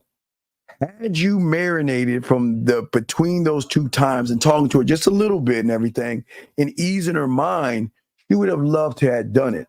But what is your question? How can I help you, buddy? Fuck, I'm just wondering where to go from here. Well, I tell you where to go. I want you to call her. Let's call her right now and tell her, listen, I understand that you don't want to do anything right now, okay? But if you change your mind, you know where to find me. And that's it. See, listen. I don't want to hear that I'm 30 years old and all that shit today. This is why I keep telling you about that friend zone shit. I don't want to hear all that bullshit. That's not for me. That's for them suckers out there. What I'm saying to you is, listen, I want you to agree with what she's saying, but let her know. We call it leaving a candle in the window. Listen, you know what I want, which is your intentions. That's good. You already got your intentions down. You just didn't marinate it. But what you can do is like this. Listen, I understand you don't want to do anything right now, but if you ever change your mind, you know where to find me. And that's it, big dog. And you leave it at that. But don't let her guilt trip you into trying to validate her, or her saying, well, I'm 30 and I shouldn't be doing this. I just need someone I just need a relationship first. Don't do that bullshit. Don't fall in that trap. She said, I texted back and I was like, yeah, you're right. When you're 30, sex bad. No, don't agree with her. Okay, listen. No, I was being like, ironic. You're playing her game, man. Listen, the bottom line is we were supposed to fuck, right? And she chose not to, which is her right. Yeah. So all I can do is accept her choice. But all I'm going to let her know is, listen, if you change your mind, you know where to find me, because now you still hold on to your intentions. See, the thing with a lot of y'all guys is that you have these intentions, I want to fuck. And then what the woman does is she'll do a hokey pokey, right foot in, and then step the fuck out, right? Shake it all about, right? Hokey pokey your ass, right? And then what she'll say is, well, you know what? I would love to do it, but you know what? I just feel, then all that bullshit. Exactly what she said. Exactly. And that's why I'm telling you, stop having them fucking friendly conversations, because women are smart enough. He's playing a chess move. He's saying, yeah, okay, I know he wants some of this kitty cat, but now what else can I get out of him? And then you know what I told you? Like I told you, all you guys, they pull that lever, that Tampax in the living room or something by the bookshelf, where y'all should know Tampaxes belong in the bathroom and not the bookshelf in the living room. So if you pull that thing, it's an Oscar of her just, you know what? I want to, but I just feel like, and all that bullshit, right? And then what you guys do is you fall into the tactic of, oh my God, you're right. You know what? Yeah, we could take our time. She's like, are you sure? I mean, I don't want to lose our friendship and see you already fucked, right? Now, we got you to stand on your square. Just let her know, I understand where you're coming from. My intentions have never changed. I still want to sleep with you. But if you don't want to do it right now, it's cool. If you ever change your mind, you know where to find me. And then what she's going to do now, this is not calling women an animal, but when an animal's backed in a corner, this is what she's going to do next. See, that's all you wanted. See, yeah, right. When they get back in the corner, because listen, remember, they got levels of this. So when you back her in the corner with this game, the next thing she's going to do, and it's the last thing she's going to do, see, I knew all you guys are like, you just want one thing. This is all you got to say to her, dog. Hold up. When have I told you I want anything else? See what I'm saying? Yeah, right. Because listen, you stand up. I never told you I wanted a relationship. When have I told you I want anything else? Right. Because that's how you got to do it. You're not being mean. You're not being rude. You're keeping it a buck. When did I say I wanted anything else than having your face in the pillow and your ass up in the air? I never said I want anything else, did I? So I never lied to you. And again, at that point, then you have just taken all that power away from her. But then you can reinforce it. Listen. Listen, here's the thing. And you can throw this one at her. Now, this is a return attack. You can sit here and say to her, you know what? don't worry about it. Because you know what? I want a woman who knows what she wants. I was under the impression that you wanted this. But it seems like you're a little wishy-washy, and I don't like being with wishy-washy women, and that's the truth. And you can flip this motherfucker on her ass. You know what I mean? Because she's not expecting that. She's expecting y'all to be like, oh, well, you know, I mean, if you really want a relationship, I can wait. I can slow it down. And she's like, got this motherfucker. Check and mate. No, motherfucker. Stand on your intentions. If that's what you want to do, I'm not knocking you for it. Stand on it. Never move. Listen, if you move the goalposts from wanting what you want, that's showing her you have no leadership skills. And leadership is standing on what you believe in, whether you get it or you don't. As long as you know you're standing on your principle, you got this, young man, okay? Hey, Steve, really appreciate it. Fire game as always. Listen, call her ass up and tell her. I know you're going to do it now, but you call her and let her know what I just told you, and you got the high ground. And that way, she can never say you lied, manipulated her, or deceived her, because all I was from the beginning was 100% honest with you. I never lied to you. I never told you fairy tales of relationships and all of the stuff. You just brought that shit in because you felt that, oh my God, but hey, caller, only way you messed up, you didn't marinate the meat, dog. That's your only mess up is you didn't marinate, okay, dog? Okay, I got it. Remember, you got to marinate it because remember, she's willing to give it to you. You just got to make her feel sexually safe, and then that's the bridge to carry over, okay, buddy? Okay. Thank you, Steve. Appreciate it. I appreciate you, brother. Great call. We'll throw you back in. All right, guys. It's your boy, the Dean. Class is in session. Gentlemen, I'm telling you guys, I am showing you how to get out of the friend zone, how an asshole and a villain does it. We don't have to beg for it. And if she doesn't want to, we let her throw her back in the water. I'm not saying her back in the water, but the idea of her in the water.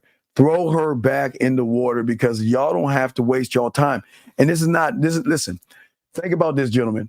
I'm not telling you to force yourself on a woman. I'm not telling you to lie to a woman. I'm not telling you to manipulate a woman. I'm not telling you to deceive a woman. I'm telling you guys, the more honest you are with women, the more chances you're going to have in tapping the ass. Because here's the thing. Yes, she might call you an asshole. Yes, she might call you selfish. Yes, she may say that's rude. And yes, she might say, I can't believe. But you know what? They rarely hear that. You know what they hear? How is your day going? I want to fuck. Are you doing okay today? I want to fuck. Hey, well, what you doing right now? I want to fuck. Oh man. Oh, really? You're watching TV right now? I want to fuck. See, they all disingenuous, dog. Don't fall into the trap that you create. These women are smart enough to position themselves. Remember, guys, I always tell you guys, listen, I got to give women credit on this. But, okay, wait, I'm going to grab 786. I'm going to give you an example of how smart women are. 786, what's your name? What's your question, brother? What's up? Marvin calling from Miami. Good evening, Steve. What's going on, Marvin? How can I help you, buddy? So I was calling because I know you gave a homework assignment to watch Sex, Lies, and Rinsing Guys. Yes. So I watched that documentary. I had to watch it 2 times to fully take in everything. Yeah. And I told you it was happening before. People don't know that was before YouTube. Wow. So people actually thought women run game. But no, I'm listening to you. What's up? So the question that I had, I'll make a statement. One part that was very impactful, which you explain this all the time, but it's different when I actually see it in real life and in real time. And what is that? Because I'm undefeated with this shit. What is that? She said it was one of the women that actually chose to visit the guy. He flew her in first class to New York. Yep. She didn't even go out with him. They were arguing. The guy, first he took her on a shopping spree. Then he didn't even she didn't want to go out with him. Exactly. So they got into a little. She created an argument, right? She created an argument and give an excuse to roll out. But go ahead, I'm listening. Yes, and then she said, before I leave New York, I'm gonna try to get the most expensive Louis Vuitton bag out of this. Yes. Before the situation goes. Yes. And she texted him, and he said, "I'll meet you at the Louis Vuitton store in 15 minutes." Game. The moment that she saw the text, she said, bring that plastic, bitch. I'm gonna make you pay. And I was like, damn. And like, he did it because he didn't believe in himself. So the question that I had for you is, without game, this is my life, regardless of on what level. Your food. Because they're doing it at a high level. But other women do it at a lower level. Well, because women are gamed up. You don't understand. You got to understand how the metamorphosis of these women. You know, while we were playing with our Tonka trucks and our little cars and shit, whatever you would play as a little kid, these little girls, okay, I always tell you guys, and I'm the only one telling you this, when you go to the grocery store, right? You go to the grocery store, you get in line, and all you do is grab your items and you put it on the conveyor belt, and you look up sometimes and you'll see the chocolate, the gum, and maybe some items they're selling. And then you look away. Am I correct? That's probably how you do it, yes? Yes. Well, guess what, women? See, y'all don't see what's to the left of the fucking chocolates and gum. And it is a rack of fucking magazines for women, by women, to run game on suspecting suckers. 17, Cosmopolitan, and all these things. 5 different ways to get a boyfriend. 7 different makeup styles. And this is what they've had when they were young kids. I'm saying, when we were little kids, we like, I want the Tonka core and, on the video game. You know what they were doing? They grabbed the little magazines, 17, Go Girl, and all these other magazines for girls, lacing them with game, working on their makeup, working on their eyeliner, their hairstyles, women giving them tips on, you know what, if my boyfriend does this, do that. So they were getting laced with game, because remember, women mature faster than men or boys. Girls mature faster than boys. So they were getting laced up with game while we were immature playing video games and shit like that. So they always had that advantage over the average guy because they can see the game. But I'm going to show a clip to give you all an idea of how cold women are in a second. But what's your question, buddy? No, you just answered it. I just was, because I know you say it all the time. Yes. Where you usually say, if you, without game, you're gonna either be in the friend zone or just creepy. Yeah. And if you're in the friend zone, you're the shoulder to cry on, yes, the bank, yes, or the chauffeur. Just like sex, lies, and rinsing guys. Just like sex, lies, and rinsing guys. Yes. I just wanted to confirm that with you. And you just answered absolutely. it. But you see the power that women have over average guys. And think about it now. They have more access to people. And OnlyFans is big, because it was like back then, it was like Backpage. I think Backpage was the thing before OnlyFans. Backpage was the thing. So I think it was Backpage. Yeah, that was online. So yeah. But now it's different now. The women have gained more power over sexuality because a lot of men don't believe in themselves. It makes sense. And okay, and the last question that I do have is, when learning game, pretty much it's not even, when a person is learning as a student of the game, they're not even playing catch up, because they are moving past point A and point B to reach, to be en route to point C, which is their core as a man. Right. So let me give you an example. Like in 96, internet like kicked off in 96, right? So that's like when you had 56K modem, you had to plug your telephone to the computer. So back then, that was the only good time, because they had AOL chat and they had Yahoo chat. Those were the only dating things, and women didn't know that they could catfish. So what you saw is actually what you saw because the women didn't know or have an idea. They would just go in there and talk to people. Oh man, we was cleaning up. Oh my God. Oh. But women caught on and blah, blah, blah. But I'm just saying that women learn the game, not of manipulation, but they learn the game of sexuality.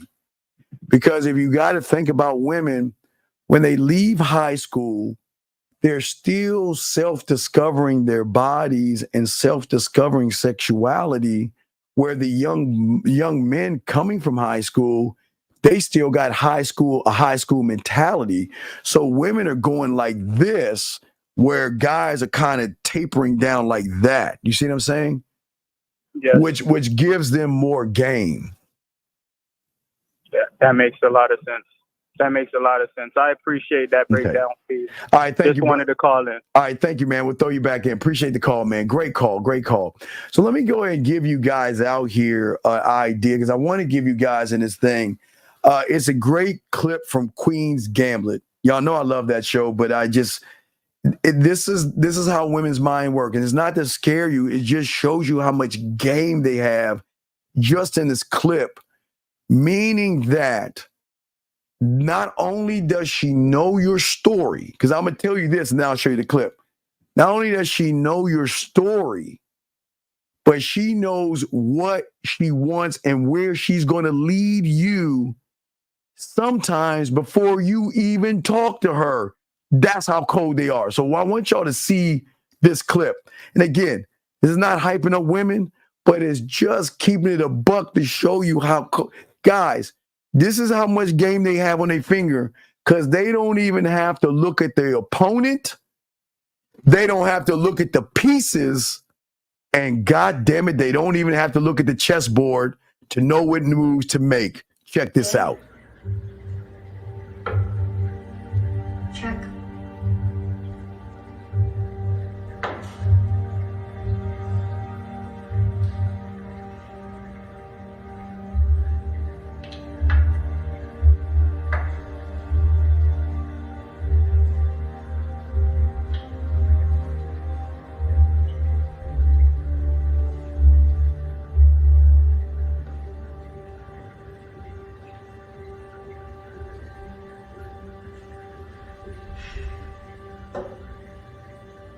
Bet.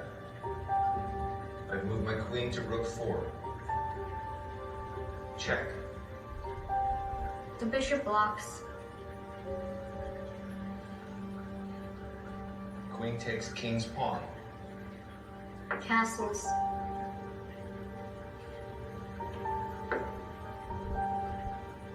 Knight takes knight. Mate in 3. First check is with the queen. The king must take. Then the bishop checks on knight 5. And his mate next.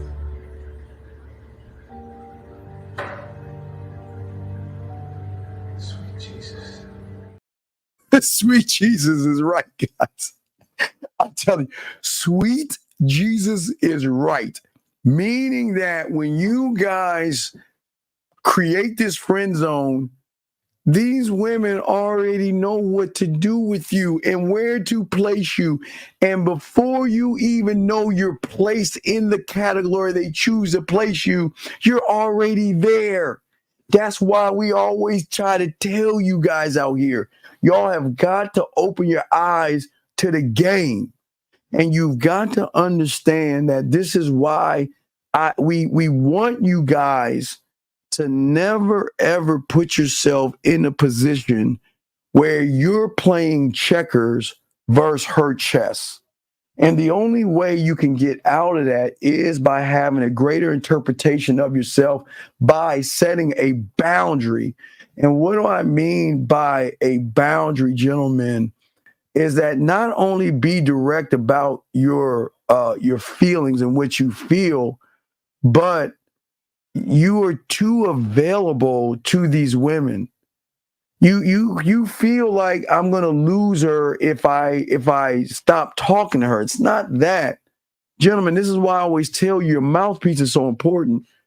You should have such an impact on her that you don't have to talk to her all the time. But the impact you have on her is so great. The conversation that you have still lingers. Where, remember, guys, I'm going to want to tell you this. Remember, guys, the mouthpiece in the game is not about, get your crayons out because no one tells you that because this comes from the man mindset. The game in your mouthpiece is about this. It's not about what you and I are when we're with each other. It's about what you think about when I'm no longer around, which means is, remember, I want to wake up in the morning thinking about me, going to bed thinking about me, and in between, because the conversations that we have are so impactful that I can linger. I don't have to talk to her. I can linger the conversations where she can still hold on. Because why, gentlemen? My phone, right? Phone's right there. I'm not even grab the phone. But what I'm saying to you guys out here is that what is so great is that this is why I teach you. I'm the only one that teaches you land, sea, air, and space. Gentlemen, the lingering happens when you can give her something to have access to you when you're not around, that not only can she access it to smile, but she'll show her fucking friends because it's so different, it's so unique, and it's so fucking amazing. Gentlemen, let me tell you something about these women. They're always in competition. They always like to outdo other women, right? So even if you send a voice message, not too many women get voice messages from guys. Not too many women. It's such a great thing for her to see. You want to put her in a position that you don't have to keep reaching out to me to have access to me. I'm going to give you access to me in a way that you can press play and hear my voice or watch my videos without me being around. And that way you can save face. You can have as much of me as you want. And then when you want to actually talk to me, you can get at me. Gentlemen, that's how the game works. But it's not going to work if you guys don't state your intentions. Now, gentlemen, I want to, the name of the movie, Chad, is Queen's Gambit. It's on Netflix. It's called Queen's Gambit. Queen's Gambit.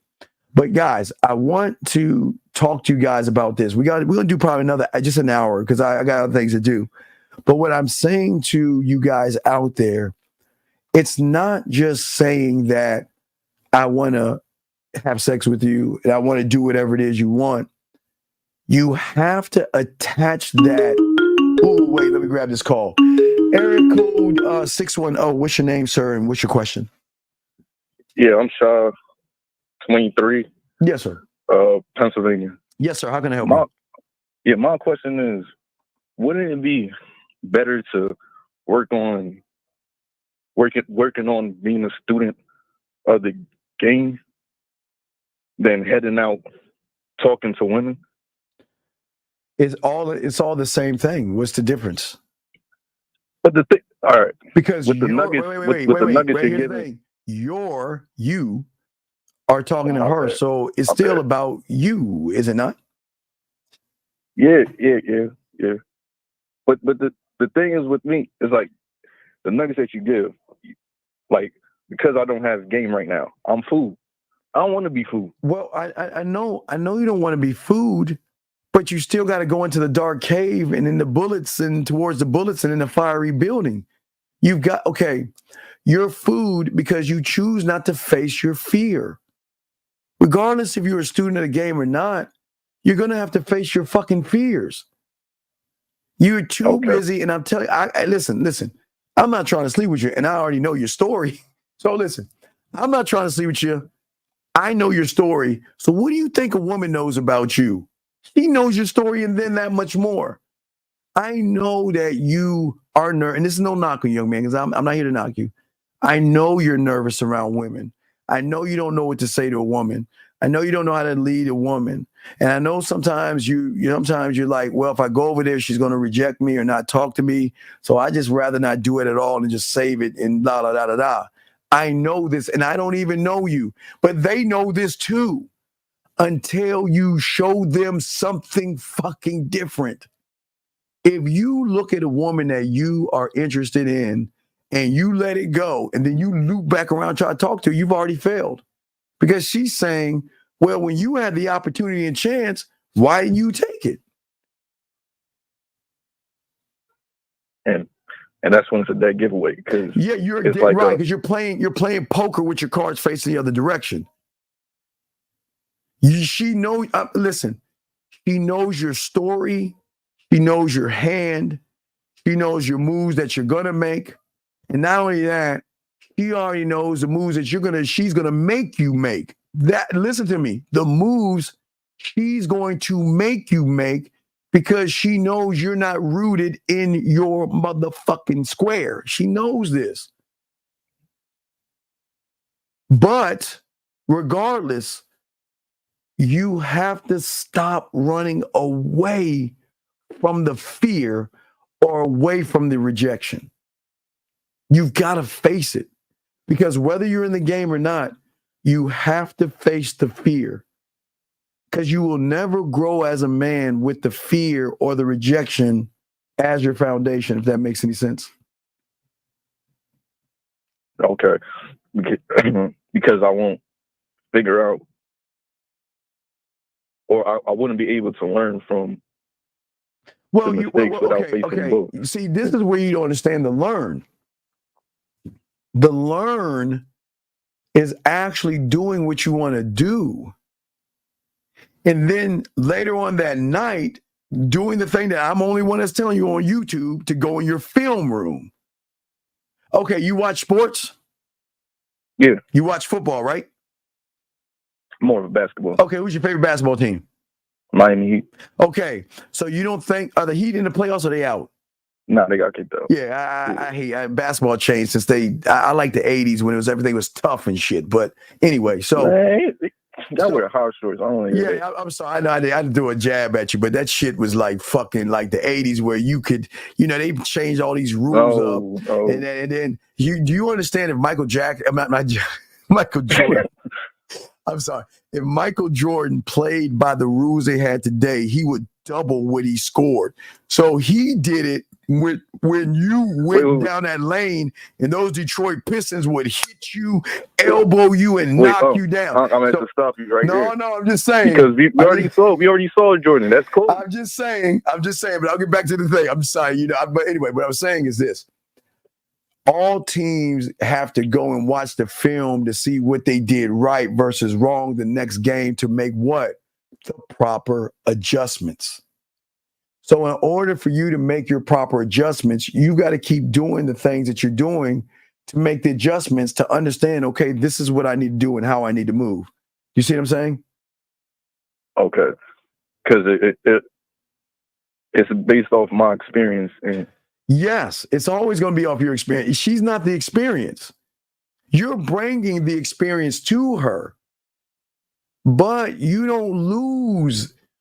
See, the world has you thinking because a woman has the right to say no, I have a boyfriend, and I'm not interested, that you lose.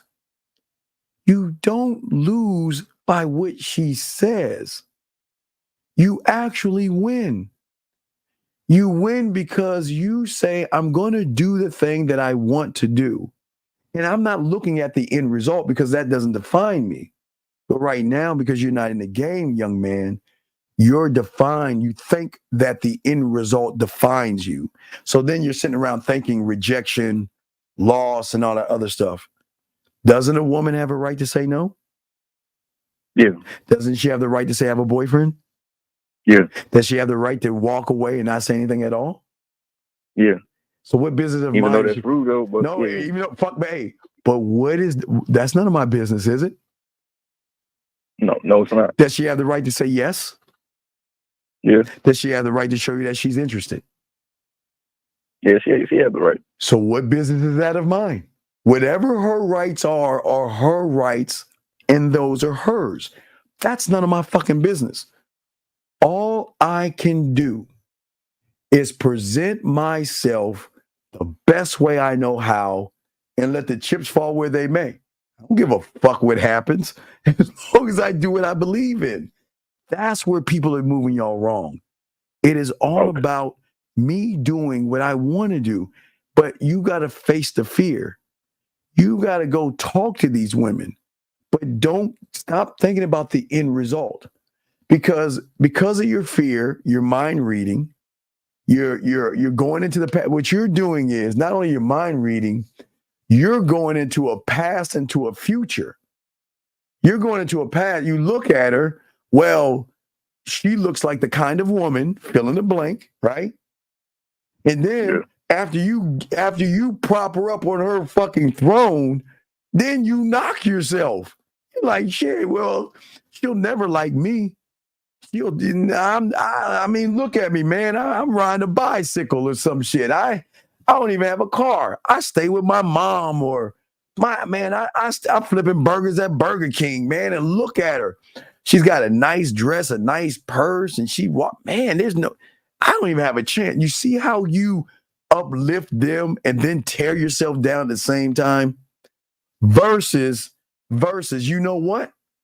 I see her. It's game time. Let's get it. And guess what? Hey, she said she had a boyfriend. So? She said she wasn't interested. And, hey, watch this. She said she was down. So? I don't give a fuck. None of that matters to me. What she does doesn't matter to a motherfucking man because we don't care. All I care about is me. Me, my, I. How I presented myself, how I believed in myself to go over there and present and give her an opportunity to be with me. See that? I, me, my.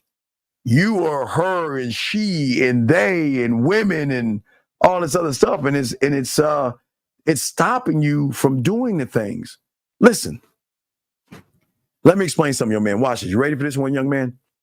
I'm gonna show you a clock because again, new game here, guys. No one teaches this. I'm gonna show you a clock. All right. So we're gonna say 3 o'clock and we're gonna say 3:30. Okay. Let's say at 2:45, she either got in an argument with her mom or her dad. Her best friend got mad at something. She saw a soap opera that upset her, or she had a bad day at work at 2:45. And then I walk up on her, right? And I was just like, yo, I spit my motherfucking game. And guess what?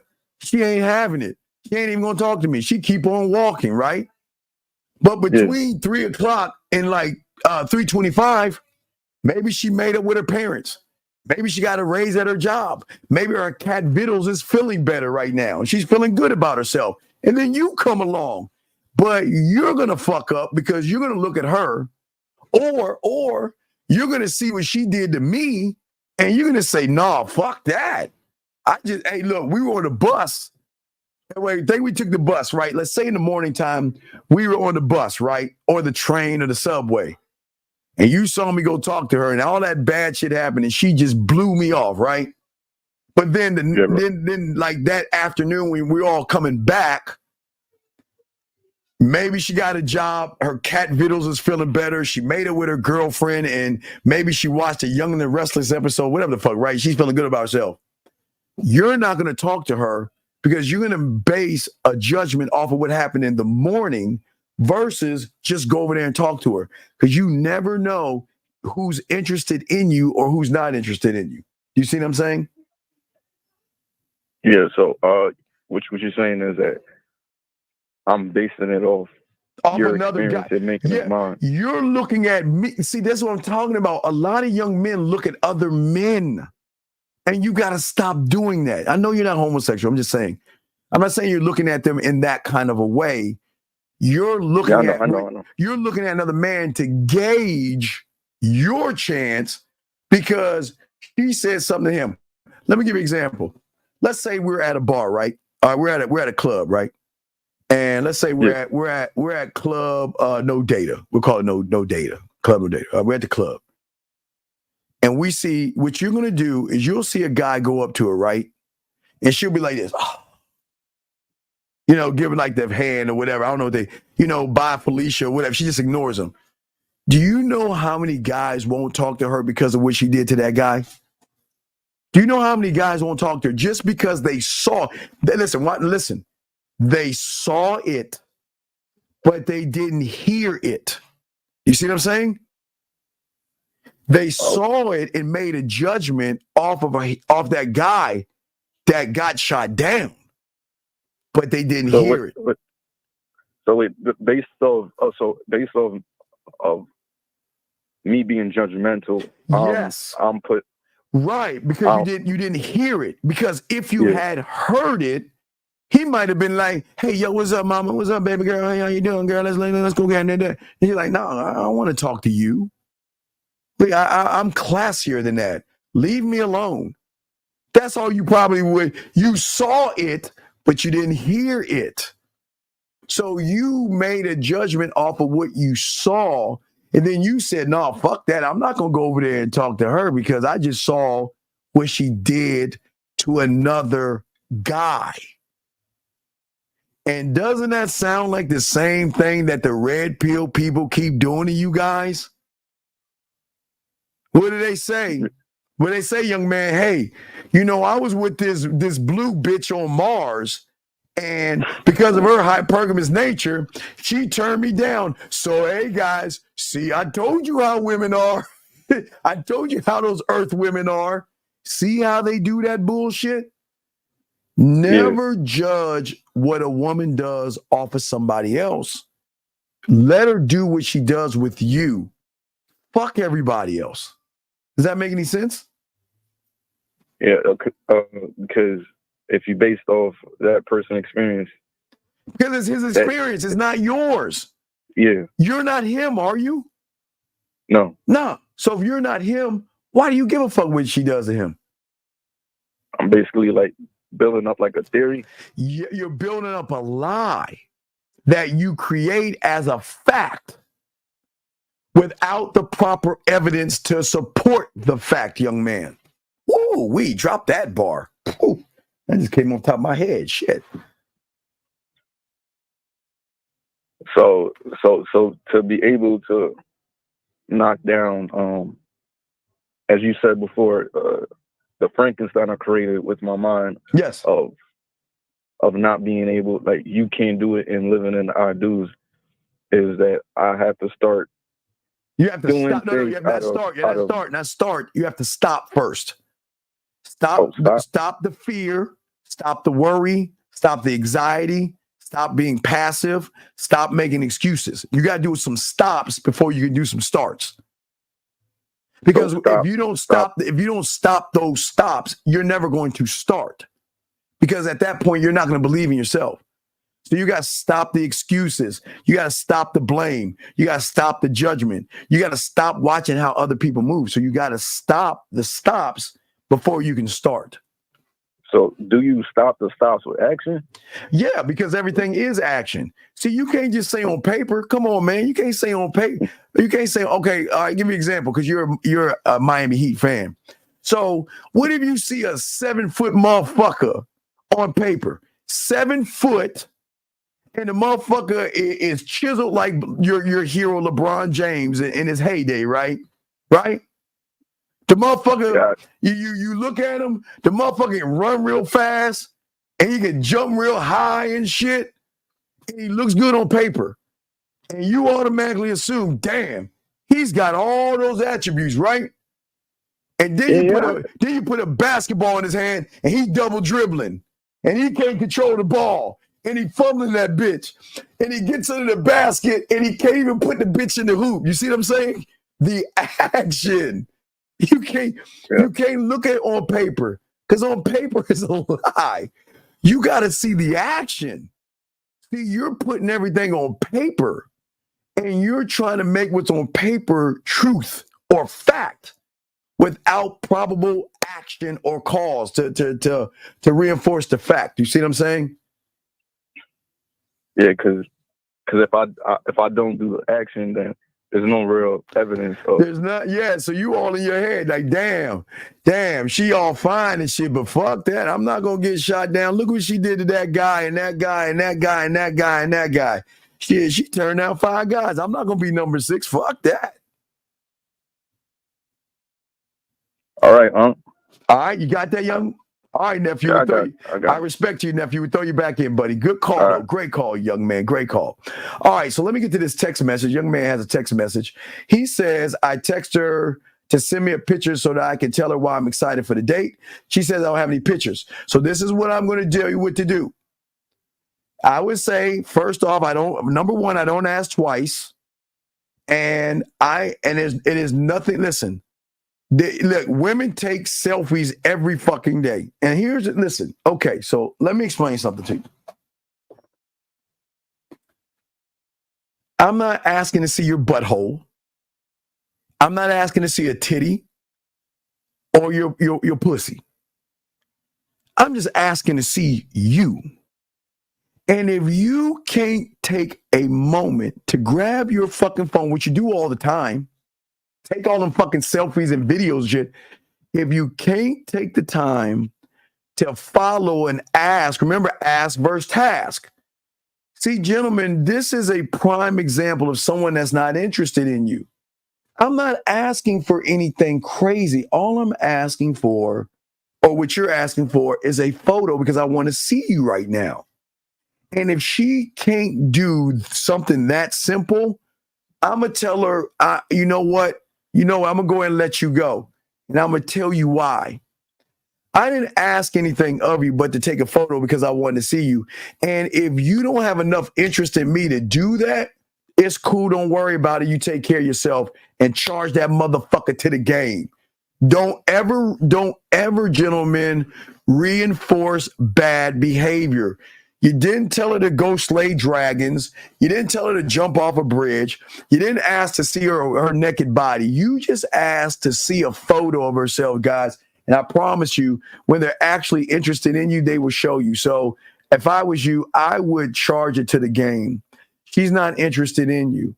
If you ask a woman, you know what, let me see a photo of you, they'll be like, oh my God, my face ain't right. Let me put my hair up. Let me put it down. Okay.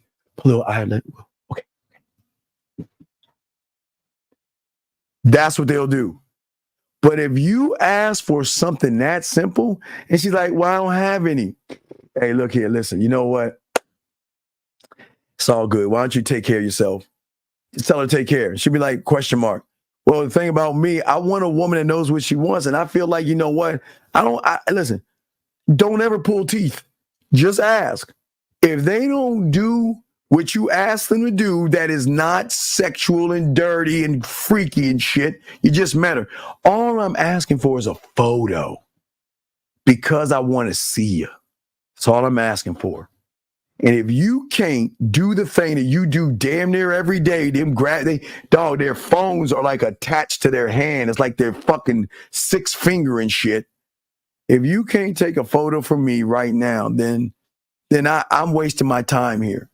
Because somebody interested in you will do a simple direct. That's a simple ask. And gentlemen, that's how, right, that's law, man. And that's why, right, hey, exactly. Them motherfuckers take pictures all day, every day. I'm feeling miserable. I'm feeling pretty. Oh, I look at my new look. Look at my new dress. Look at my new outfit. So they taking pictures all day, dog. And if you ask for a picture, she don't give you one, charge that shit to the game, gentlemen. Because this is what I'm saying to you young men out here. Write this down, gentlemen. And this is very, very important. Okay?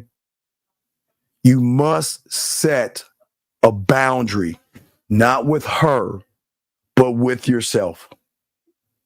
You have got to force yourself to set a timeline that says, if we are not at this point by this time, and wait, I'm not talking about fucking. So I gotta put that asterisk because another y'all guys will be like, well, Steve, but no, listen to me. Remember, gentlemen, she doesn't trust you. It has to be built up, but trust doesn't mean sex. Flirting doesn't mean sex. Okay, I always told you that. What I'm saying is time is everything. So you have got to start setting standards on yourself from the beginning. When I see her, I've got, look, look, guys, write this down. I'm going to give you this. Watch this. Watch this, guys. No one's teaching you this. Give yourself 15 to 20 seconds to say all the bullshit you want to say. 15 to 20 seconds to say all the bullshit you want to say, and then you go over and talk to her. For all you guys, because I know you're still, a lot of you guys are going to say, well, she's too pretty and all this other stuff, and I don't feel that I am. I will allot you 10, 15, 20 seconds to get all that shit out the way. Go ahead with, hey, look at it. Take that, give yourself 10, 15, or 20 seconds to do that bullshit ass, she's pretty, and she might want a fucking 8-foot giant that makes $1 trillion and he slays dragons. You got 10, 15, or 20 seconds to say all the bullshit you want to say, and then you go over there and go talk to her. So I'm going to give you some wiggle room because I know y'all are not ready yet to go after what you want because your mindset is still stuck on making excuses and sitting around and trying to figure out. All right, guys, remember the exercise I used to give you. I'm giving you a lot of nobody gives you because remember, guys, those that have game should always teach you new things and not regurgitate things. So, gentlemen, this is what I'm trying to get y'all to see. Now, follow me. It's the same thing I always teach you, okay? So all you guys right now, I know I don't know if you're holding your shitty phone. So just look at something in front of you. Hey, find something in front of you that you can pick up, okay? Now, I want to give you this prime example to show you why the 10, the 15, and 20 seconds should not affect you, okay? So remember, I always tell you, or go to the light switch. You know what I'm about to do for all my light switch people. If you don't have anything, go to your light switch or whatever, or pick something up. So here's the exercise, okay? Keep it down. So what I want you to do is I want you to grab the object. When I tell you to pick it up, I want you to pick up the object. And at the same time you pick up the object, I got a remote control right here. So at the same time you pick up the object, I want you to say, I can't pick up the object, right? Then I'm going to tell you to put the object down and say, I can't put the object down while you put it down, okay? We'll do it 2 times. And then I'm going to tie that into what I'm just talking about so y'all can kind of understand the why, because I want to make sure that I tell you to do things, but to also give you the why so you have more understanding. So whatever the object is, gentlemen, I want you to grab the object right now, whatever's in front of you. When I tell you to pick it up, at the same time you pick it up, I want you to say, I can't pick it up, okay? Then when I tell you to put it down and say, I can't put it down. And I'll do it with you, okay? So when I tell you right now, let's do it real quick. We'll do it just 2 times, all right? Ready? Grab the object, and here we go. Pick up the object. I can't pick up the object. Put the object down. I can't put the object down. Pick up the object. I can't pick up the object. Put the object down. I can't put the object down. Okay. So what I'm showing you right there, game that nobody else teaches you. Even though you told yourself you couldn't do it, what do you think made you do it? You did. See, your mind said you couldn't pick up the object, but you said, fuck your mind, and picked up the object, meaning you did the action. Now, how am I going to tie that into the 10 seconds, 15 seconds, and 20 seconds?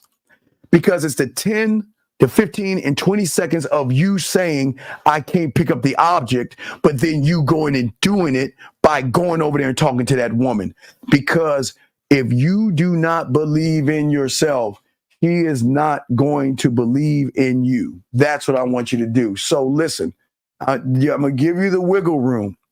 When you see a woman, whether she's online or she's at the grocery store, walking down the street or anything, give yourself 10 seconds, 15 seconds to say all that bullshit that you say. Go ahead. Say she's pretty. Say she doesn't want you. Say that she wants a millionaire, whatever the fuck you want to say.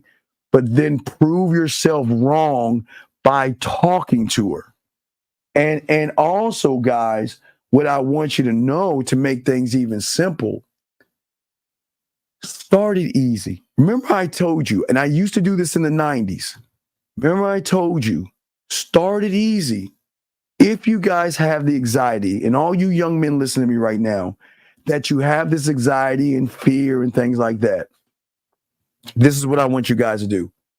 I want you guys to allot yourself that 10 or 15 minutes to say all those lies that you tell yourself. And all I want you to do is just say hi to her. Just speak to her. That's all I want you to do. See, the end result of her face in the pillow and her ass in the air starts with you saying hello, right? So what I want you guys to do when you see a woman, take the 10 seconds. Oh, she's beautiful. She'll never talk to someone like me. She wants a fucking guy that has a dragon or whatever the fuck, right? And just say hi to her. And I promise you, when you do it enough times, you're going to start to say, damn, that wasn't half bad. What the fuck was I thinking? Now, I'm going to show you two things. I always tell you to say hi to 5 women a day. That's 5 women a day, 35 women a week. That's 140 women a month. And if you can get 10 women out of the 140 a month, that's 120 a year. The numbers don't lie. But it starts with you saying hello.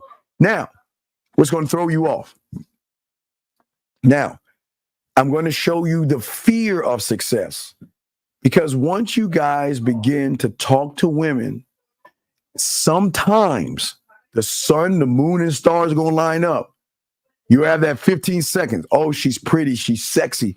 She'll never like a guy like me, but fuck it. I'm just going to say hi as she walking by. Hey, how you doing? And guys, sometimes she'll fucking stop and start talking to you. Don't get scared. Don't get nervous. Just if you like to, you can smile and say, you know what? I just thought I introduced myself to you, and just introduce yourself and see what.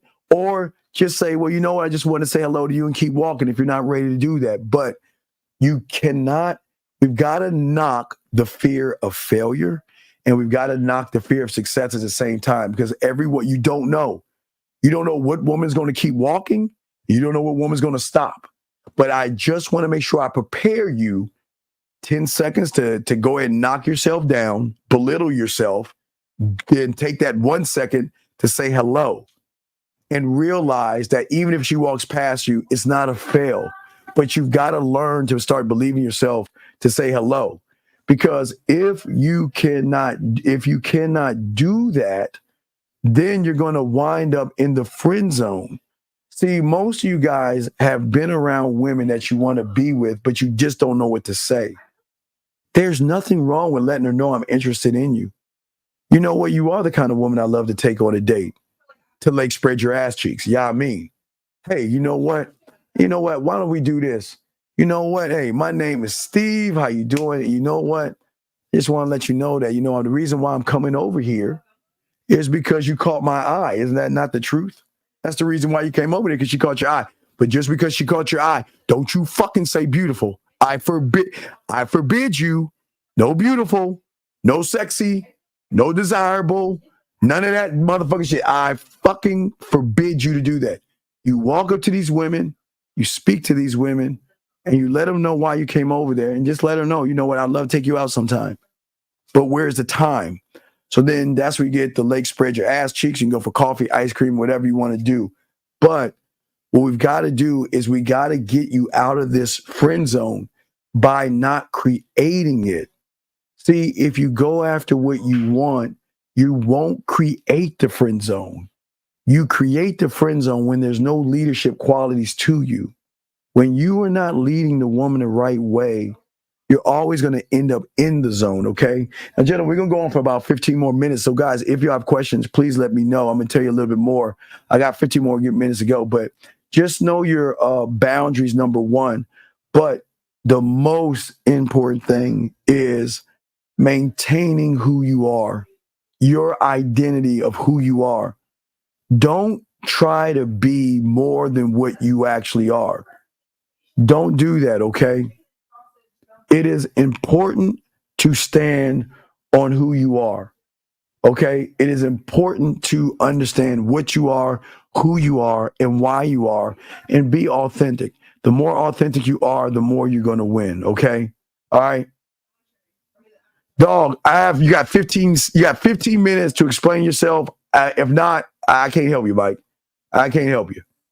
But what I'm saying to all you guys out here, the friend zone can be something that you can avoid altogether. You don't have to ever be in the friend zone again. But the question that you have to ask yourself, do I have the balls to go after what I want and not give a fuck what happens? Gentlemen, he who hesitates masturbates, right? Hesitation leads to masturbation. We do not hesitate. Do not sell yourself short. Do not hesitate. Hesitation is not going to help you. Listen, I don't agree that you should talk to women at the gym, but you're your own men. Okay, I'm not here to judge you. The moment you look at her and don't do anything, don't talk to her. I'm telling you right now, don't talk to her. Okay. Don has a question. He says, does age matter? Should a man afford? Okay, Don. Legal is legal. I am not here to tell you what you shouldn't talk to. Do not talk to anyone under age.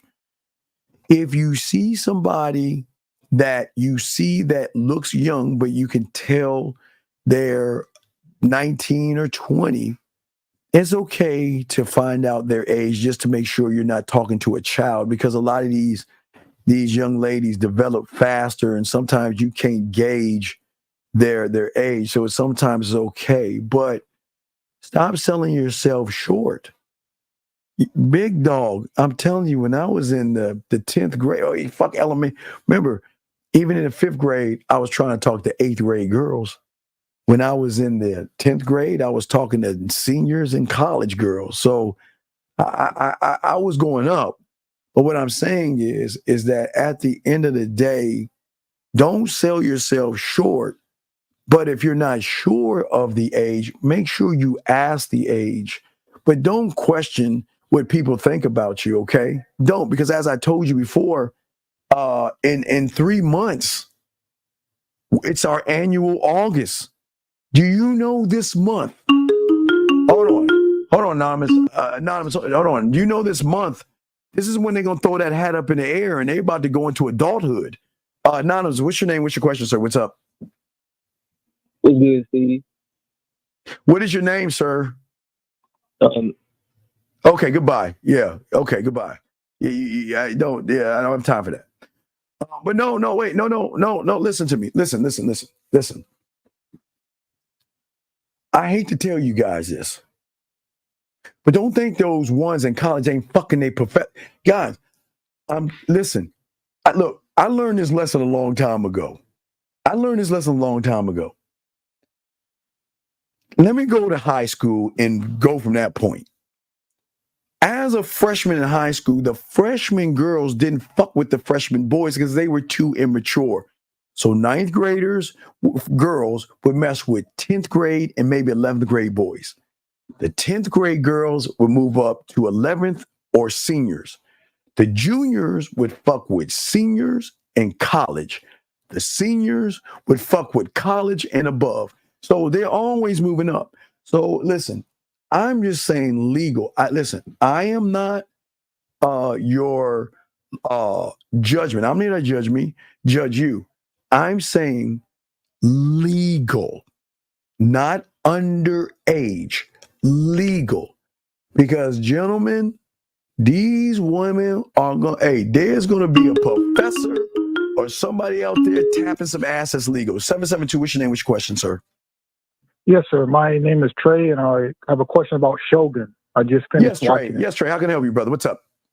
Okay, I noticed the white guy at first wanted to take over, but then at the end he begged and pleaded with the Shogun guy. Yes, it's Nada. I noticed So Nada never budged on what he believed in, being Shogun. Yes. Is that similar to you say you don't budge on who you are? Never. You never. Why the white guy he was begging, pleading him, saying, right. I came here to be your enemy. Right. Hey, listen. The bottom line, that's why I tell people to watch that show, because that's the standard, the integrity, and the honor, the love and commitment and desire of a man, that he stands firm on his square. You never move because you're rooted in it. So you never move. And that's what you know is he didn't move off that motherfucker. No. And even when the guy committed seppuku, he stood right there knowing his buddy's going to kill himself. Right. But he never okay. Because there was a code that men live by. A man is not going to fuck another man's main girl and shit like that. We got an honor code we live by. You know what I mean? Like they had. And what did the guy say? Do this. He told old boy to do this. If you can't do it, I'm just going to go and kill myself. He did, and what did boy do? Old boy didn't even blink. He was like, okay. Yeah. And if he felt any kind of way, what did he do on the back end? You never see on the front end, right? You remember he was hard as nails, but when he held his son in his hands, did you see him smiling and enjoying his son? You remember that? Yeah, he was always going off to clear his thoughts, to kind of get himself together. But in front of everybody else, he had a stern focus view. Because he was never trying to control the wind. He was always studying the wind. Yes. That's what made him cold. That's what made him cold. And that's what can make you cold, because the wind is you. You are air, sand, and water, meaning that you can fit into anybody's life and never move and change who you are for those people. He never changed who he was. And no, he never did. No. And that's the power of what I'm trying to teach you guys. When you hold that power that he had, you are unstoppable. Listen, that's what women open their legs to, because they realize my pussy ain't strong enough to make him even move. He won't even fucking budge. Oh my God, I gotta fuck him. This is how it works. And that's similar how you said the game is never over until you are dead. He kept studying the wind because every day was something different. He wasn't gonna because remember because of his son's death, it gave him more time to think, right? Made him gave him time. And the game was already over. He was the one that sunk the ship. He was the one that said, I'll sink that bitch again if I need to. Why? Because every move he had was already made before it was even made. And that's why he told old boy, everything that you did, it didn't matter. Look, I won this bitch. I'm going to become Shogun already. Y'all just didn't even know. I told you I didn't want that shit. I was going to get that shit. But you didn't need to know. Only one who needed to know was me. Right. That's the game right there. And that's what I'm trying to show you. You never show your emotions. You put like he did. He put his heart in his fucking pocket. All the decisions that he made, every move that he made, he never swayed. You didn't know what he was feeling or thinking. And that is one of the most powerful things a man can do around a woman. When she can't recognize the moves, because a woman cannot recognize a man. She can recognize a male, but she can't recognize a man. And that's what I'm trying to get you to do. Move like a man. Stop giving your power away, your balls, your spine, and playing with your cards backwards. And staying, and that's not frame. I don't listen to that bullshit holding frame type shit. I'm saying that be in control of who you are, but she can't figure out what it's like. The greatest poker face. Did you see he had the best poker face? He did. Even when he was pretending to be sick, coughing and everything. But in the room by himself, he was normal. Exactly, because he was moving people because people were moving off of what he was doing. So he, yes, you're right. So that's the game. You see what I'm saying? We're always moving the world in the pieces because we're the board. Remember, Tanakh, whatever his name was, he never looked at the opponent. He never looked at the pieces. The pieces was the cannon and the army. He looked at the board because the rules, everybody has to move off the rules of the board, not of the opponent or the pieces, the board. And that's why we keep telling you the game. You got to move off the board. Have you ever seen Chasing, Chasing Fisher, Bobby Fisher? Have you ever Searching seen for Bobby Fisher, yes. Sir. Yes. That's exactly what I'm saying. Remember what he did? Remember what he did? Don't move until you see it. Yeah, don't move until you see it. There you go. Hey, dog, I'll just say anything else to you, dog. Don't move until you see it. And then what he said, I can't see it. Don't move until you see it. I can't see it. And he said it one last fucking time. Don't move until you see it. And he says, I'm sorry. Then what he said, here, let me help you. And he knocked all the pieces off. He showed him the board itself. There you go. And when he saw the board, that's what I'm saying. I am trying to teach you guys, stop looking at the ass and titties. Stop looking at her mindset. Stop looking at the hypergamous nature and her fucking whatever the red pill comes up, Riz and handsome man. Stop looking at all that shit. Look at the thing that you created, your fingerprint. That's the board. Your board. Nobody else's board but yours. Your fingerprint is your made board for you and you only. That's why I say stop looking at other men, talking about other men. Look at your board because your board has all the answers in how Tanaga or you move. You know the rules of the board because guess who fucking created them? You did. Drop the fucking mic. Drop the mic. That's what I'm talking about, young man. Is that why, sir, in Shogun, he finally looked at the girl and said, what's his name killed himself, seppuku. He was ready to play his part. Yeah. She was crying and then looked at her and said, are you ready to play yours? And the tears went away, the sorrow, and she had that stern face like he is finally saying, yes. That's it. Influence her to finally do your part. You got to do this. And listen, hey, look. We don't hang out with people who don't do their parts. Yeah, that's what I noticed. He didn't keep weak people that didn't play their part, like the village guy who knew English the whole time. Okay, last thing I'm saying, show you before I wrap this up. You remember the two? You watch Versailles? No, I haven't seen that yet.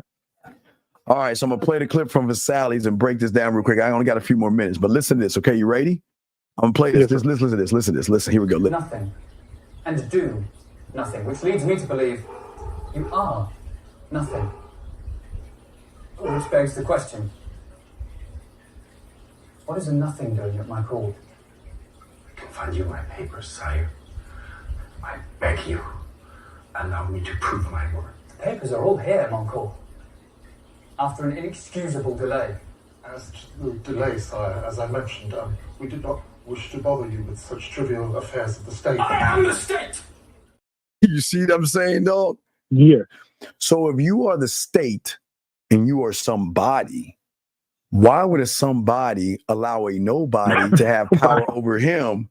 But that somebody is saying, I'm a somebody right now. To me, you're a nobody and you can become somebody because I'm a somebody. You see what I'm saying? Yes. That's what I'm talking about. And that's what I'm trying to teach you young men. And when you are laced and understand this game, you're going to see the world in a whole different view. Okay, young man? Yes, sir. And real quick. Yes. That's why it seemed like in the show Shogun, the girl always wanted to kill herself, but never felt she had a purpose until she stood up for getting that child out of that village. It was like it that gave was her her- a that was- that- purpose that was to her finally purpose, say, right. I'm living. Oh, and her second purpose is giving up that pussy, though, because she did give that pussy up, though. She gave that ass up. I'm like, okay, man, I'm going to let you go, dog, but I got to get out Yes, here, sir. man. Thank you for your time. I appreciate you. Great. Oh, wait, shit. Great call, sir. Thank you very much. I appreciate it, man. All right, guys. So let me go ahead and close the lines down. Gentlemen, guys, as I said before, gentlemen, always remember, guys, stay out of the friend zone. What we got to do is not create the friend zone. The more that you are a leader with yourself, the more you're going to grow as a man, gentlemen. Gentlemen, if you want to know your pathway, give me a hit at themandmindset@gmail.com. Just state your pathway and we will start you on your pathway. But other than that, gentlemen, we appreciate you guys, appreciate yourselves, and we'll have a show probably, I got one with Dana Saturday, but I probably might do something in the daytime again. We're not sure, but we'll see. I'll talk to you later, guys. Fuck with your boy. Just like that, man mindset. Just like that, man mindset. No, wait. I don't want to end it with that. I don't want to end it with that. Fuck that. Let's end it with this. I'm sorry. Let's end it with this. Here we go. Who's keeping score? You can't come over if I'm not gonna call. Baby, no games. Let me tap, let's have some fun. Don't get me wrong, I'll move my body right all through the night. But I want to make sure you understand I'm not your man, but you can't come over if I'm not gonna come.